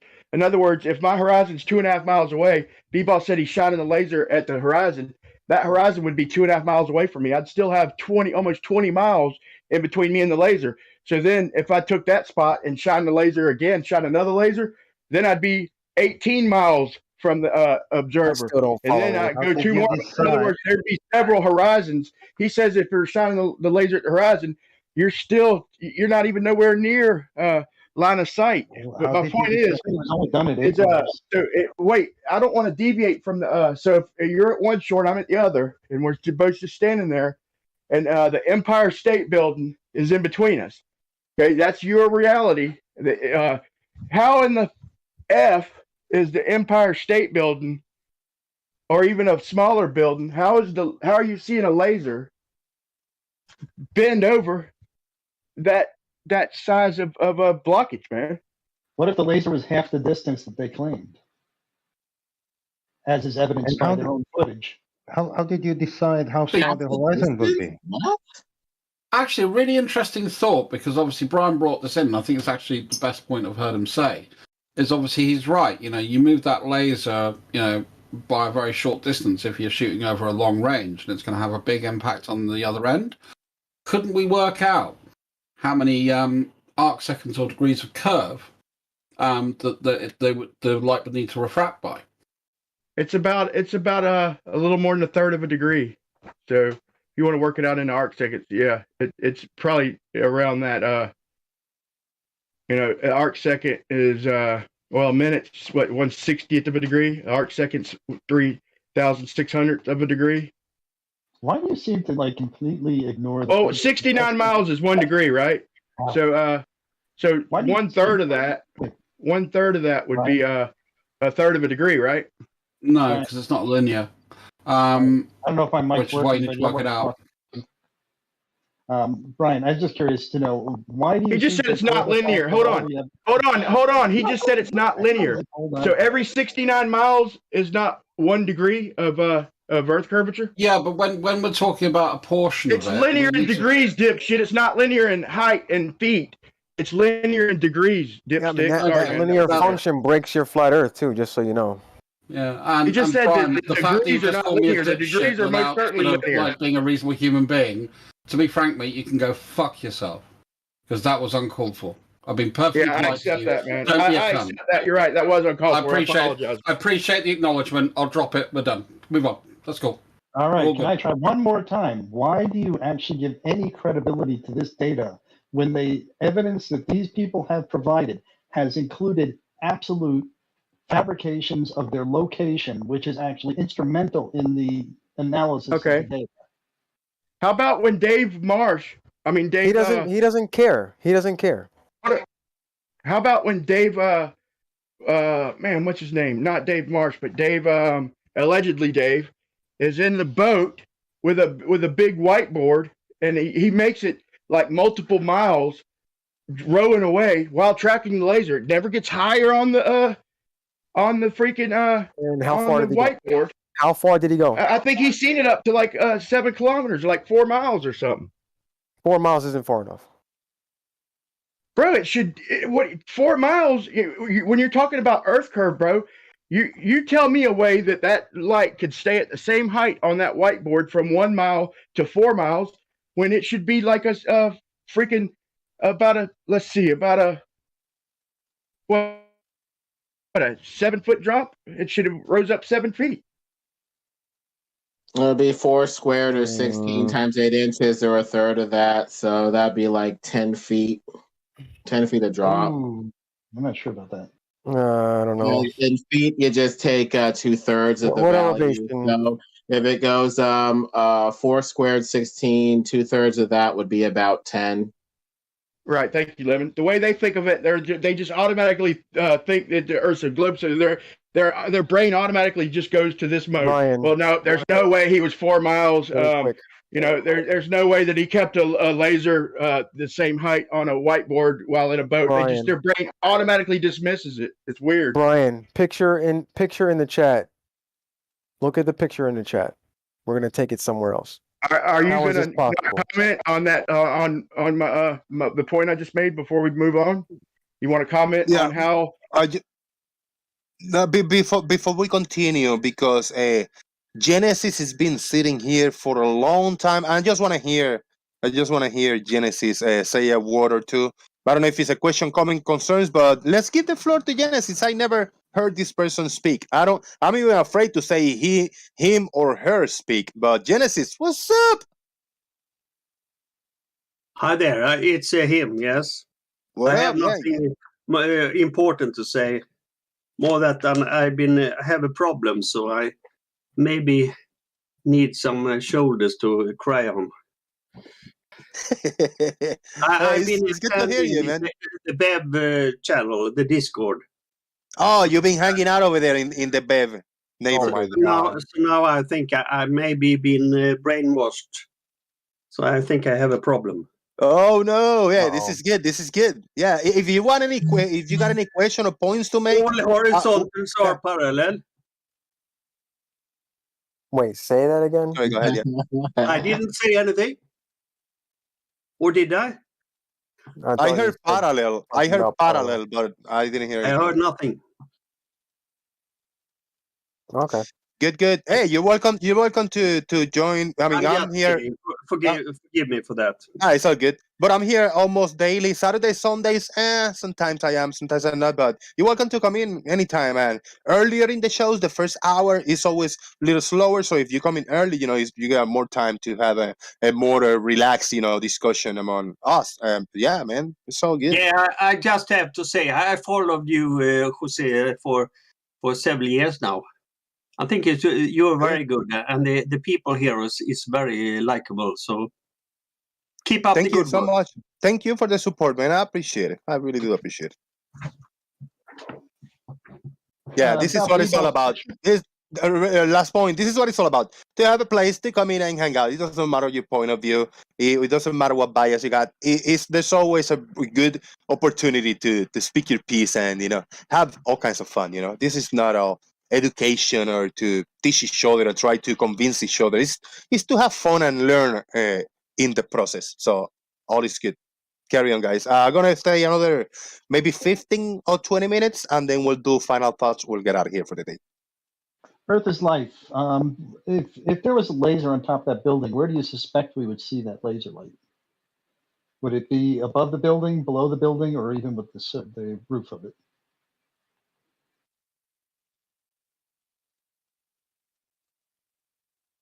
Did Earth is life leave, or did I leave? No, you're he's still here. in. He's muted. He's probably busy over there. Bastard thinks he's got a Talking about me? Yeah. You posted an image. I was curious to know where you think laser might, if you put a laser on top of that building, would it appear amidships like that, or would it be floating in space? Because laser light refracts differently, according to Lemon. Well, I would say if you put a laser on the top of that building, we would actually see the source of the laser. Now, if the laser was at the bottom of the building, we would never see it, unless they pointed the laser at the horizon. The point still being that if there was a laser on top of that building, it would not appear above or below the top of that building. Nope. So if my horizon, if I'm the observer and my horizon's 2.5 miles away, how would the laser get over 18 or 20 mile hump to make it to my horizon? When the laser's horizon is also 2.5 miles away from it. In other words, you'd have an 18-mile gap in between our two horizons. It's still going to have to do some magic, man. No, you wouldn't. You say no, you wouldn't. But is that your whole answer? Is just to fingers in your ears, or what? If you were at the base of if you were at the base of that building, which I just posted the actual picture of the building close up. If you were at the base of that building pointing a laser at the water, you would have to point it at the horizon with the seed on the other side. If not, you'd be pointing it up in the air and no one would see it. Well, getting B-ball, show me a wave. B-ball, show me a wave. A picture of a wave, like 5-6 miles, or let's say between 5 and 10 miles away. Show me an individual wave of water. Right there at the base of the boat. There's some waves. You see that boat? How tall are them waves? They're not 100 and something feet. I know that. Right. So when you say 100 something feet, you're picturing like a bulge of Earth, right? No. So when you say that the horizon is looking, I mean the laser's pointing at the horizon. What you're missing, what you're failing to miss is their horizon's 2.5 miles away. So you're talking about shining to the first or the second floor of the Empire State Building when it's still got to get up higher. It's still got to clear the whole. It's still got to curve around the whole entire Empire State Building. Brian, the point of the laser test is so that you can see the light, right? Right, and if you're not in the exact spot, then you're not going to see the light. In other words, that light doesn't move. It doesn't change apparent position. If you want to prove your point, you're going to have to show me that. The ultimate point of the laser test is that, oh shit, we can see the laser, therefore we're seeing all the way to the source of the light. That's the point of the laser test, isn't it? Microwaves have no trouble, you know. We're not talking about light microwaves. Okay. Isn't that the point of the laser test? Yeah, yeah. But I just demonstrated to you that you can do this and not see the source of the light if you just flicker it off. Then you're going to have to show me. Listen, I'll accept that. In fact, this would be a good one. If you could show me that light source moving, in other words, point it to the horizon, then point it a little bit to the left. That would be on the horizon. If you could show me that light source moving around, but I don't think you're going to be able to, man. I'd be shocked. Why wouldn't you think I'd be able to do that? And then what's the point? Once I show you, like, what's the point? Because if you watch a laser test, you don't see nothing until they line it up exactly right. Yeah, you got a good point there. If you sweep the laser left and right, the far observer only sees it goes from nothing to dim to bright and back to nothing. Does not see it traverse left or right. It just changes intensity. Exactly. So what B-Ball's implying, he'd be able to shine it over to the left toward the horizon, and we'd be able to see it appear in one spot and then appear in the other. The point is that doesn't happen. I can't believe he's even insinuating this, man. What would that prove? What would that even prove? That would prove that we're not seeing the light from the laser. We're seeing the reflection. I just showed you that we're not seeing we're not seeing the source of the light. I just showed you. I had to go higher. I had to go higher to see the source of the light, right? Then the light's pointing upwards. No shit. Okay, so look, so if you got to be in the we're below, you got to be in the direct line. You got to be in that collimated beam of light, bro. It spreads over distance, but it's still within limits, man. But Brian, if you're saying I'm seeing a reflection, hold on, man. Seeing a reflection, man. If you say I'm seeing a reflection, then it should be able to change positions. How do you know it's not, Brian? Because to know if it's not, for example, I want to see one degree to the left, 1 degree to the right. Because, man, whoever did it, they held it in their hand. They can't even capable of doing such small movements. Your brain just shuts down, dude. Brian, it's already said, man. Already said, man. It takes it forever to line up. Do you agree with it? We're not seeing the source of the light? Are we or are we not seeing the actual source? Bro, you're saying that they're seeing a reflection. If we're seeing a reflection, once again, you're going to have to show me. Claim. Yes, that's my claim. You're gonna have to I'm asking you. So I'm not seeing the laser itself. So I should be able to see it all along the horizon. Correct? That's the point of the laser test. Oh, we're seeing their claim is that they're seeing the actual source of the light, and they're not. Okay, so why don't they see it the whole time when they finally line it up? Because it's behind the horizon. Hold on, man. Because it's blocked by the horizon. You can't let me finish a whole sentence, can you?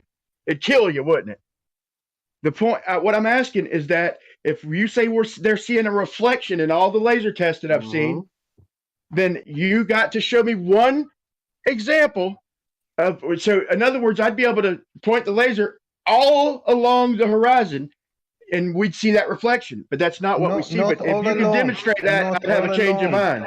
Not all along. Why you say all along the horizon? Let me go get my ball real quick. I'll be back. Oh shit! He's going to get his ball.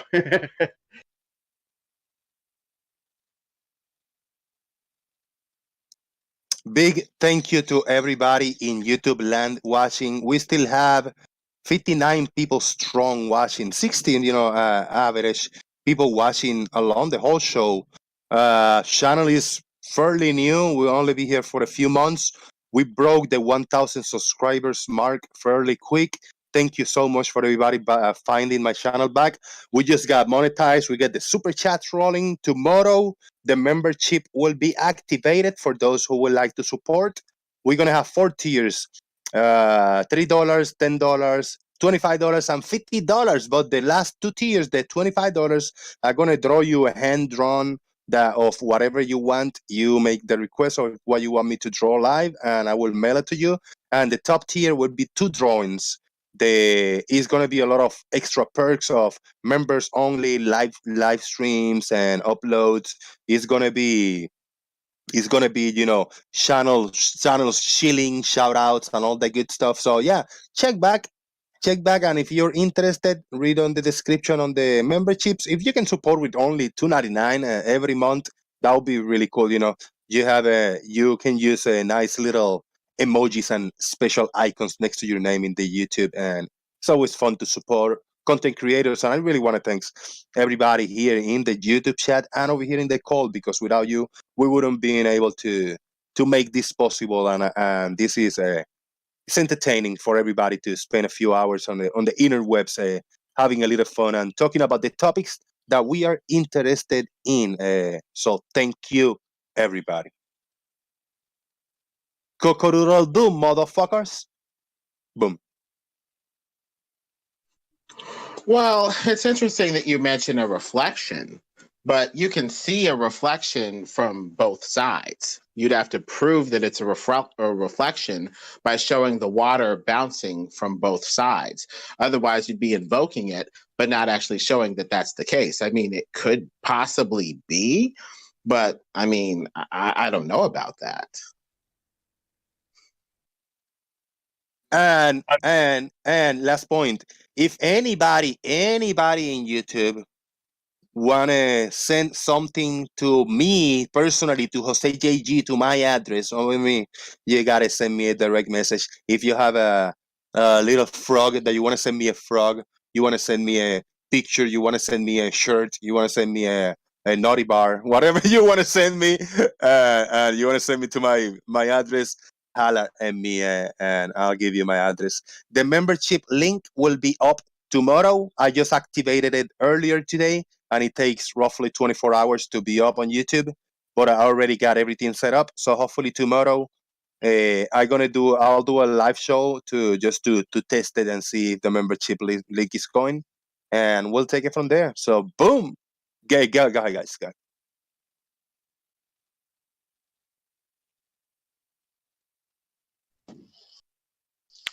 Lemon, I've got a couple of questions, if you don't mind. You said earlier, I don't really know much about you, and I'm kind of new to this whole flat Earth debate thing. But you mentioned earlier that you were a glober, and you moved to flat Earth. What was it that made you change your mind? I heard the logical arguments and the ways to explain otherwise glober stuff from a flatty perspective from people like allegedly Dave and others. And it sounded reasonable enough for me to look into the counter arguments and go from there. The rest of it was laser tests, infrared, long distance imaging, that sort of thing.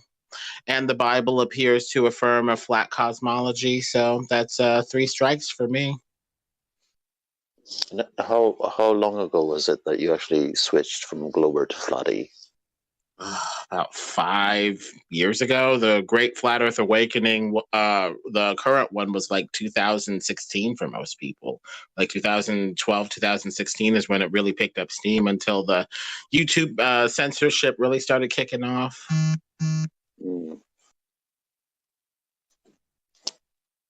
And are you into science at all? I'm just curious here. Like, I'm just trying to figure stuff out. But it's interesting. I tend to question some of science tenets because of its establishment focus.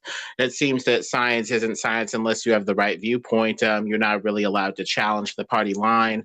So at that point, it's not really science. It's more like orthodoxy. Even if you have legitimate questions for the scientific establishment, they're ignored, or you're smeared and slandered and turned into the bad guy. And do you distrust science, or? As a method, I think that it's a very good method. As an institution, there's some science that I question from the institution. Science isn't an institution, but anyway. I mean, there are institutions that use science, but science itself isn't. Voxday comes up with at least 7 different definitions of science that appear to apply. The 3 that he tends to narrow down is scientistry, the way that science is done, scientody, or something like that, the proper practice of science, the way that it's done, and scientege, which is like the knowledge and stuff of science, the institutional side of science. There's different definitions even of quote-unquote science. We're talking about the institutions, the academia, the politics, with the man-centered side of science, along with the knowledge that is gathered by the method of science. So when we say quote-unquote science, we're saying different things. Basically, I would say I question the institution, basically, because it can be politicized and corrupted. I can understand that, but you do understand that science itself isn't an institution. It's a method, it's people, it's an institution, it's all of that. But as a method, like this pure idealized method, seems pretty nice. Okay. And before you became a flatty, what was it that you distrusted in society in general? Was it politics, or was it? Yep. Was there anything that you distrusted? Politics, media, really any elite. The narrative about the jibber jabbers, let's say, because you're can't talk about the jibber jabbers without getting something that goes into your arm. We don't entertain that topic in this show. Okay. But I just, that's very perfect timing for me to read this super chat. It's a $5 by Charlie Welch. Charlie Welch, thank you for the $5. He say, flat earth is so censored. Oh wait, we are here on YouTube talking about it. Beautiful, very well said, Charlie Welch. There's no censorship going on flat earth. That's not accurate. The censorship is seen in the types of search results you can get about the flat earth from today versus, say, 2 or 3 years ago. It went to Congress. If you search flat earth and then filter the search by the recent uploads, you will have all kinds, everything flat earth. You're not going to have it like before. Yeah, you're not going to have it like before. It's not going to show you like whatever flat earth debate or flat earthers spewing their bullshit. You're going to have all the debunkers. Yes, I agree. But if you only if you only do 2 extra clicks, click on the filters, click on recent uploads, and then search, you will have everything is flat earth. Okay. So there's no censorship. Search laser experiment. Everybody type in 10-mile laser experiment and see what you get. You're going to get the Earth's still not a globe by Dave, Professor Dave. You're going to get all kinds of flat Earth debunking videos, man. And they said the CEO of YouTube said that they're going to spend whatever resources they're going to spend and use whatever resources necessary to censor flat Earth and other disinformation, they called it. Brian, sorry, can I just interrupt there? Dude, the same way that YouTube's censoring flat Earth is the way you were just censoring me, dude, calling my name out while I'm trying to make a point. Brian. Yeah, aggravating that is, bro. Sorry, I just wanted to thank Lemon for answering my questions. That's all. Thank you. Okay, now I am sharing my screen. If anybody's watching my screen share, please watch it. I typed in flat Earth on YouTube, just good old flat Earth, period. And we have all kinds of media and jokes and flat earth debunkers, astronomers, everything science-wise. Anything is flat earthers content. Anything is flat earther content. But you just do that, and if you are so dumb and so lame researching flat earth on YouTube, you say, there's nothing else. But if you only click on the filters, click on the upload date, what are you going to have? Anonymous of America, Flat Earth Shorts. What are you going to have? Bald Earth is bullshit.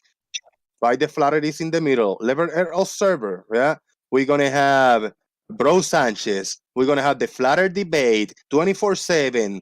All kinds. At least 8 out of 10 are going to be flat earthers results. So You cannot say that flat Earth is being censored or hidden on YouTube because it's all available. All you need to do is a few extra clicks. Click on the filters, upload date, and you're gonna have it.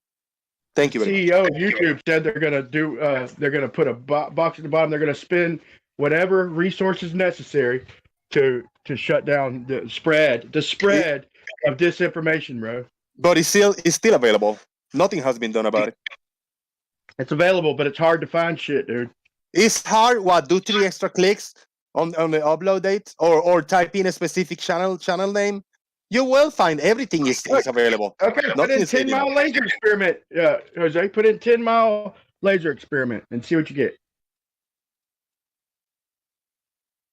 Here I have one of 90 miles. How about that? Tell me, Brian, since when laser 10 mile, man, only 10. 19, what? 19 is not good. It's better than 10. Listen, why is the bro. laser show as a line in this video? Since when laser are not a point, Hey, since Chikey. when they are a line? Chikey, if I point a laser in the mirror. Before you, Brian, just a quick comment. Brian, did you just admit that flat Earth is disinformation? Shout out to RT for the $2. Yeah, right. No, they considered it disinformation. That's the example they gave was flat Earth. And I don't think the guy was asking about science and stuff earlier, I don't think it's look, if the Earth happens to be flat, if it turns out that that's the case, okay, then it's just that people were wrong. I don't necessarily think they're lying and shit. The difference between flat and curved over 69 miles is only a straight line would only deviate about just like a few feet, man. Brian, you know how we know the Earth isn't flat? Because for one, we know the distance between Australia and South Africa. Yeah, you say that, okay? Then make a map, man. Look, you say the distance between Australia. Then how come the whole country of Argentina went through America to get to Australia when they had about 40 flights during the World Cup back in the 70s, and they had let me finish, man. Let me finish. They had a big portion of their country doing flights, and they all went through Los Angeles. Okay, when they had all these planes going to from Argentina to Australia, and if that's the case, they had full flights. They could have just flew directly to Australia. There's only a couple flights, and they're hard to find. They're banned at the time. It's just an unusual flight. They all go up over the equator. It's crazy. Let me know when you're done. You done? Oh, yeah. Brian, do you watch any of my videos? Occasionally.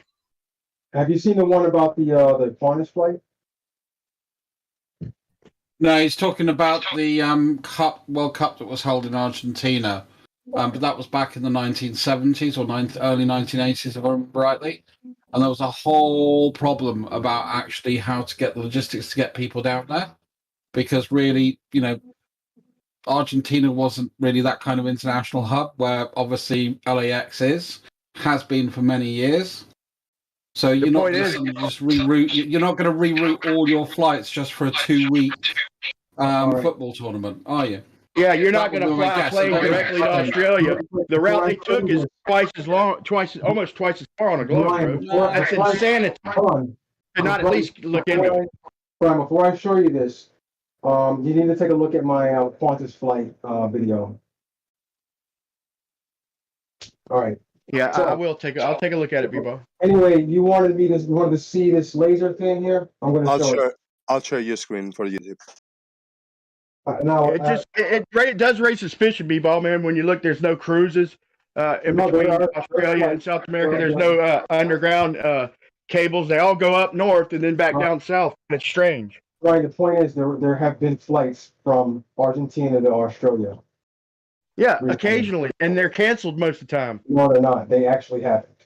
Yeah, they are. When Max Egan took the flight from Australia to from South America to Australia, he showed the compass was bullshit, man. It showed him going. It showed him going. It's about the speed and it's about the distance traveled. Dude, it took too long. Okay, it still was. How long should it have taken? Because the flight took 11 hours, man. Because the flight that I showed on my video was 17 hours. From Aziza, Yeah, that's a long way. Argentina, from Aziza, Argentina to Darwin, Australia, it took 17 hours. They didn't go over the North Pole. Who was on that flight, B-Ball? Who was on that flight? I think there's an actual video of someone on that flight. Yeah, we've seen a video, and the compass doesn't line up, man. Who cares about the compass? It's the distance. Well, if I'm supposed to be, hold on, if I'm supposed to be traveling west, and I'm traveling southeast, they didn't travel. There's a problem, bro. They didn't travel west, Brian. They traveled south.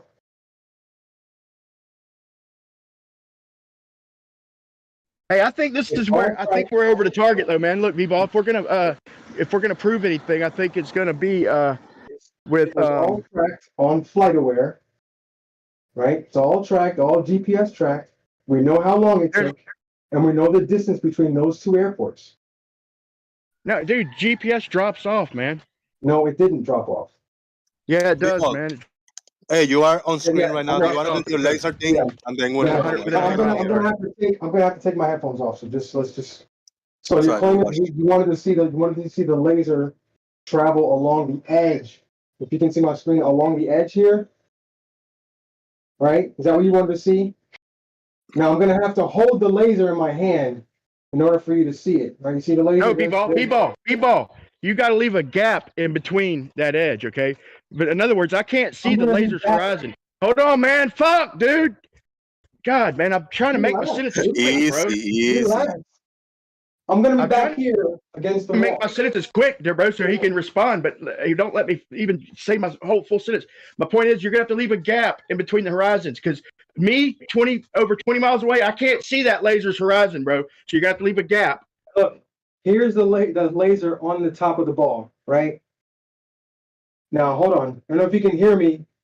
I'm going to have to take my headphones off because they don't reach. Yeah, we can hear you. Yeah, it's okay. All right, so now I'm all the way back here against the wall, right? This is probably about a good 5 or 6 feet from the ball, right? So there's the source of the laser, right? Now, if I go down, wait, hold on. Okay. I'm down. Now you can't see the source of the light, right? Yeah, welcome to Flat Earth. There's the source of the light. If I go down and I shine it right on the edge, you can see the light, can't you?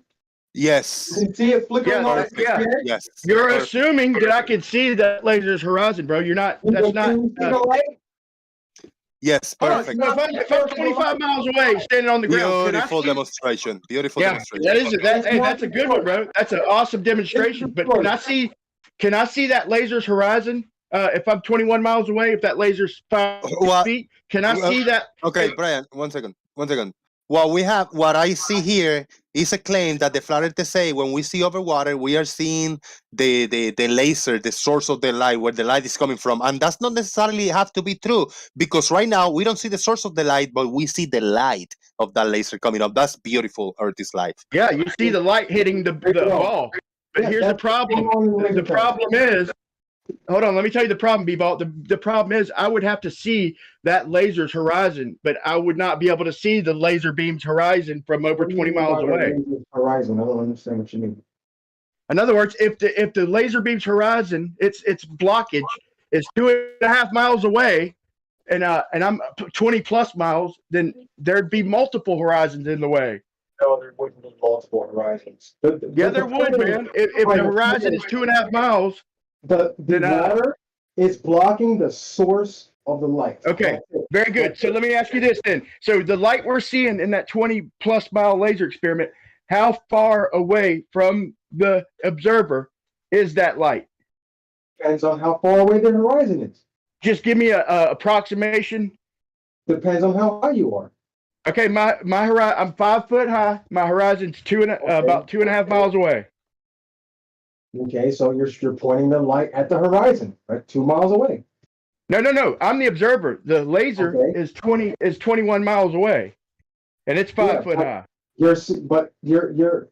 I'm sorry. Say that again.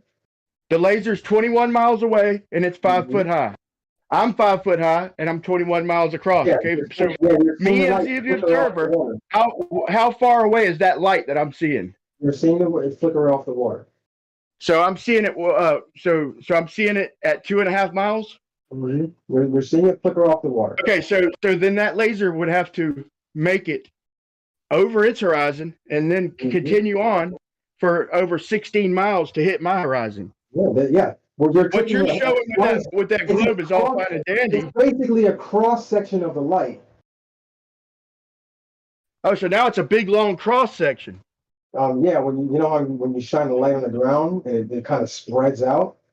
Okay, so your claim is that me as the observer, I would see the light that's actually 2.5 miles away. I mean, the reflection. Let's do this again. Let me see. Where's my? Can you still look at my camera? You're showing a common horizon, bro. All right. Now, you're showing a common horizon between me and the laser in this demonstration, and that's not the example in the real world. Let's give him a chance. He's still sharing the. Try and do this. See if I can do this here, because I'm holding it right. So you see how the light kind of. Let me see. See how it's spreading out like that? Yeah, it's diffracting and reflecting. Yeah. Yeah. So that'll be the light spreading out over that distance of the water. Yeah. You see that? Big amount of curvature there. Yes. There you go. I mean, scaled. That would be a long, probably miles amount of curvature. Yeah. Yeah. Not to mention the test took place at 7.8 miles.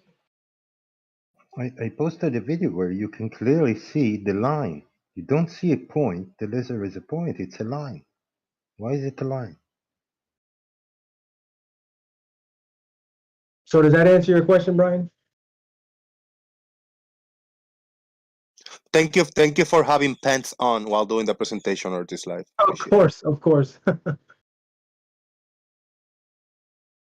Sometimes I do. Sometimes I don't wear them while I do the show. What he's showing is a common horizon, man. What you're gonna have to do is, in reality, if me and the laser are 21 miles away, we both have separate horizons. Okay, at 2.5 miles, and there'd be about 7 of them in between my horizon and the laser's horizon. What do you mean by 7 horizon? How did you determine 7? Why 7? Why the number 7? I'm just because about 2.5 miles, B-ball. So I just demonstrated to you exactly how these laser tests are happening and how you're able to see the light from 20 miles away. You say they're pointing. Yeah, but you're giving that laser has a horizon the same as mine, bro. The example you're giving. Let me say it one more time, uninterrupted. I'll make it real quick. What you're showing, the laser has the same horizon as me, the observer, in your demonstration. And I showed you how the light is spread out. Once they point it at the horizon, it spreads out. So that's how you're. I would agree with you, bro. If I had the same horizon as the laser, okay, if we had the same horizon in reality, like let's say if we were 4 miles apart and we're 4 foot tall, let's say we both have just one point where the water meets, where our horizons, we both have the same horizon basically. But in over 20 miles, we have our own horizon and they're way, way apart. They're not way, way apart. It doesn't, Brian, once you see the horizon, it doesn't flatten out and then start curving down again. A tangent is a tangent. A tangent is a tangent, Brian. So I'm not standing on top of the ball then. Yes, you are staying, but a tangent is a tangent. No matter, I don't know why you think that tangent spreads out. I thought you were trying to change miles. No. So my horizon's 2.5 miles away, correct? You say there's no gap between our horizons. No, if you're pointing it at the horizon, you're going to see the same thing on the other side, Brian. Are you? Okay, so my horizon as a 5-foot observer is 2.5 miles away. Okay, 21 miles across the lake. The laser is 5 foot high. Its horizon is 2.5 miles away from it. So there's a big gap in between. There's not a big gap. No, there's not. A tangent is a tangent, man. I understand what you're trying to say. 9 meters. Go ahead. Hi-ho! Go ahead. Hey, I just got my camera on. I'm sorry. We're gonna have to leave what you guys have for your final thoughts. If you have a specific comment for a panel member, you just use your final thoughts to give your thoughts or ask your question or something, and then the other person will wait their turn so they can speak their piece. Now, we gotta respect Squeaky Earth because it's been taken over by the frog family. We have Mama Frog, Baby Frog, and a lazy-eyed frog. This was the original. I thought he was homeless, but then Mama, the wife, and the baby frog showed up, so I have to welcome them into the home. And we're gonna see if this can squeak with full of all the family together. And I think it is a very successful test. Very successful. Thank you. I don't know how they can do this because it must be very loud for them, but I want to thank them because science works in this sense. Earth squeaks even with frogs living in them. Thank you everybody in the audience for watching and over here in the panel. Thank you all for your support. We gotta go feed the dogs and feed myself. If anybody wanna buy me a energy drink, don't forget to hit me up and support via PayPal when the show is offline, or you can use the super chat when you are live. Tomorrow the membership will be activated. Gonna be a few fun perks for you guys, so entertain the idea of supporting that way. Let's do final thoughts. We will begin with the big blue. Hey, thanks, Jose. It was interesting day today. It never fails to amaze me the lengths flat earthers will go through to deny the obvious. You guys take care. See you later. Thank you very much. I appreciate it. We have, Alam, I don't see your camera and we cannot see it, but you're up. Actually, we can see it small in YouTube. Final thoughts? That's my frog. Okay. Pretty much. So, you ready? I've got the $500 word of the day. The $500 word of the day. So we all know what word salad is. That's when somebody asks you about GPS and they start talking about refraction. That's word salad. The scientific term for word salad is schizophasia. Boom. Boom. Shout out to the Sunday word schizophasia. Brian Leake was in the house today. Final thoughts. Yeah, I appreciate it. Any flat earthers listening, man, Jose gives us a panel where we're outnumbered, but we still get to put it, get in our thoughts for the most part, man. So flat earthers join Discord. Let's make it a show, it helps to have multiple viewpoints. But I think word salad is what we get for excuses for our practical tests we can all do to show that the ground is not curving. Thank you. Thank you very much. I appreciate it. I am a little bit disappointed that in Arby's next door, they don't sell potato tots, only sell crinkled and curly fries. But because I cannot get any potato tots in Arby's, we can have some final thoughts by Brian Peck. Hey, thank you for your support. Final thoughts, man. Uh-oh. Your mic is open, but we don't hear anything. I don't know if you want to say something. Oh, there we go. Sorry. Somehow my button was changed for push to talk. No, great show, Jose. Mr. Leakey really does need to figure out that this laser test that he keeps talking about, he has been lied to about the distance, and there's not multiple horizons between you and another point. It's one horizon. I understand that his inability to conceptualize what that actually means limits him, but fuck, that was frustrating. Thank you so much, man. It was so much. Lots of derp. And any way you want to see it, the flat earthers think they were all the Glovers. We were speaking the derp. The Glovers were going to think the flat earthers were speaking the derp. But indeed, it was lots and lots of derp today. Chaik, final thoughts. I do wish flat earthers will do the microwave test and properly this time do 14 kilometers when they say 14 kilometers and not 1.4 kilometer. And let's see if they can get a signal. 1 meter above the ground, over 14 kilometers. Good show. Thank you. Thank you very much. I appreciate it. Komar, today is the day you're going to say something, right? All right, let's move on. Earth is alive. Hey, what's going on? Good show. Thanks a lot for letting me show a few things, Jose. Brian, I will tell you, just go ahead and watch my video. If you don't believe that Southern Hemisphere flights exist, this flight actually happened. The distance between the two airports is 9,124 miles. It took them 17 and a half hours. How did it do it on flat Earth? Thank you very much, Jose. Thank you very much. And for those who just spoke your final thoughts, hang in there. When we finish, I'm gonna end the show on YouTube Live, but the Discord server, the Daily Boom, is open. If anybody in the audience want to hear what's going on or participate in after show, everybody's welcome to come in and jump in the voice chat. Gary, well, Benga has been sitting here. He haven't spoken, probably busy. Final thoughts. Yeah, I actually just pulled it home. Brian was right. There would be multiple horizons in between the laser that B-Ball had if in real life if it was 21 miles. Because if you're low to the ground, your horizon is very close, and it would have to be somewhere in between the two to actually make that work. And it's not going to be in between them because it'll be limited by the angle to the surface. Brian's right.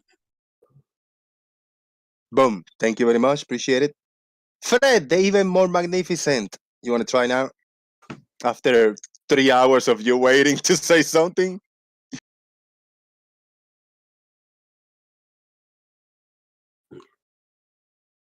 Oh, no, you're going to lose your chance. There you go. Go ahead. I've just found it. I forgot what I was going to say. So I'll see you tomorrow, mate. I'll see you then, man. Thank you. Genesis, you're up. Your final thoughts. Oh, thank you. I think Fred is the funniest guy here ever. So, but I'm a bit upset about the frogs in the squeaky earth, man. They like it. I think they like the ride. You have to remove the frogs from there, yes. And also interested in the Gary Vibega. He's creating this banjo. I would love to hear the result of that. And I would also like to shout out to my idols on the channel, like Dr. Bob and Big Blue. They always know what they are talking about. So, yeah. Then I would like to shout out for. I'm from Sweden, you know. I'm the second smartest person in Sweden. You know who is the first? Wow, who is the first? You have to guess that, but I want to shout out the what he's called he's a YouTuber who is making things on Arctic Reflections. I had it written down there. You should check out his YouTube channel. He's very good. All right. And my problem that I cannot. I'm very versed in mathematics and science and so on, but English is only my second language, so I don't do so well in the discussions. So, but I love your channel, Jose. Thank you. Thank you, man. I appreciate it. Important. Hold on. Still waiting on the drawing, brother. It's on the way. Hopefully they didn't lose it. The address was correctly. Everything was smooth as it was intended and supposed to be. So hold on. Hopefully you get it sooner than later, brother. Can't wait till you to get that drawing on hand and let me know. Grubus, final thoughts. Yeah, as always, Jose, it was entertaining. That's all I can say. I thought Lemon was quite congenial earlier on. He was interacting really well. I liked to see that. But yeah, as always, it devolved into a whole mess. But that's the way things go, like in these debates. So yeah, and yeah, fantastic getting over 1,000 subs, by the way. Take care. Thank you. Appreciate it. And yeah, entertainment goes go faster. Even the shirt is a frog. It's not a frog. It's a coquí, but it's a kind of frog from Puerto Rico. Look at that, beautiful. And I got a frog on my arm tattooed. You believe it or not? Look at that. It's actually it's the same frog that I got on the shirt. Look at that. And this is a stamp that says "Hecho en Puerto Rico," made in Puerto Rico. Just in case somebody's confused, where are you coming from? Hecho en Puerto Rico. Boom. Moyok Man, what you got? Well, and what I've been speaking about the whole time, which is the test that they did, seems to be very suspect. I'm posting an image here. If you look at the image, you'll notice that I contend that the 40-kilometer claimed distance, if you look at the laser light, the way it's fanning out and how you can see almost the primary source of it, is actually the one that was done at 7.8 kilometers, and the other one is probably was done at a greater distance, probably at the 18 kilometers. Gary continually forgets or when he does his calculations of distance to the horizon, forgets the camera height and the laser height, which both of those had the camera at laser at almost 9 feet above sea level, and the observer at 6 feet. So it's every way that he comes at it seems to be wrong, and the evidence points towards a distance of about 7.8 kilometers for their 40-kilometer claim. So, and that would be exactly what you'd expect to see. That's all. Thank you, Moyok. Appreciate it. We got two more. Let me see if did we miss anybody over here coming down? All right. Two more characters over here. The first one is Sean Smith. Thank you for your support, Sean. Always, man. Give us your final thoughts if you have any today.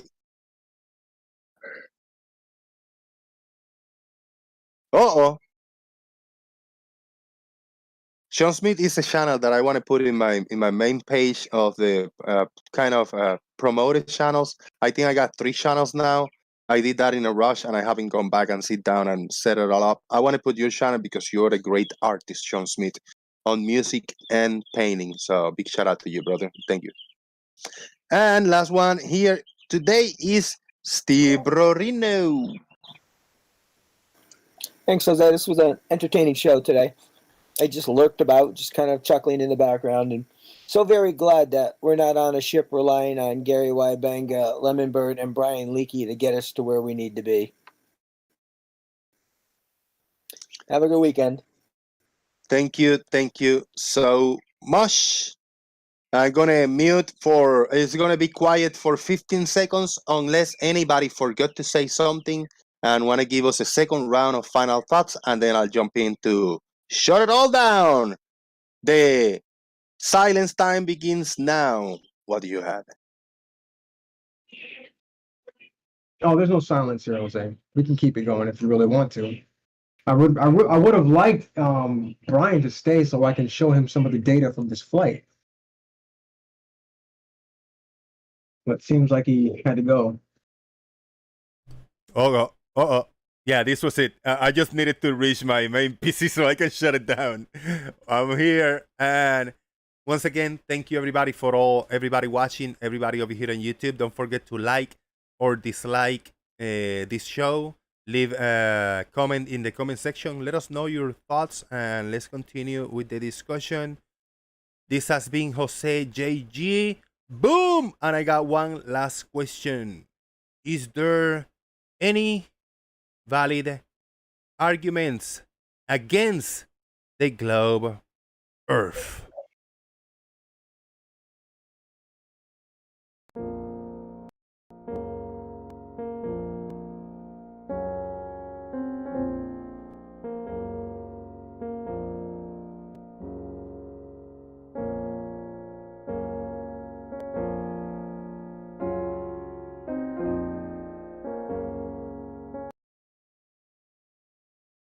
Thank you. Boom.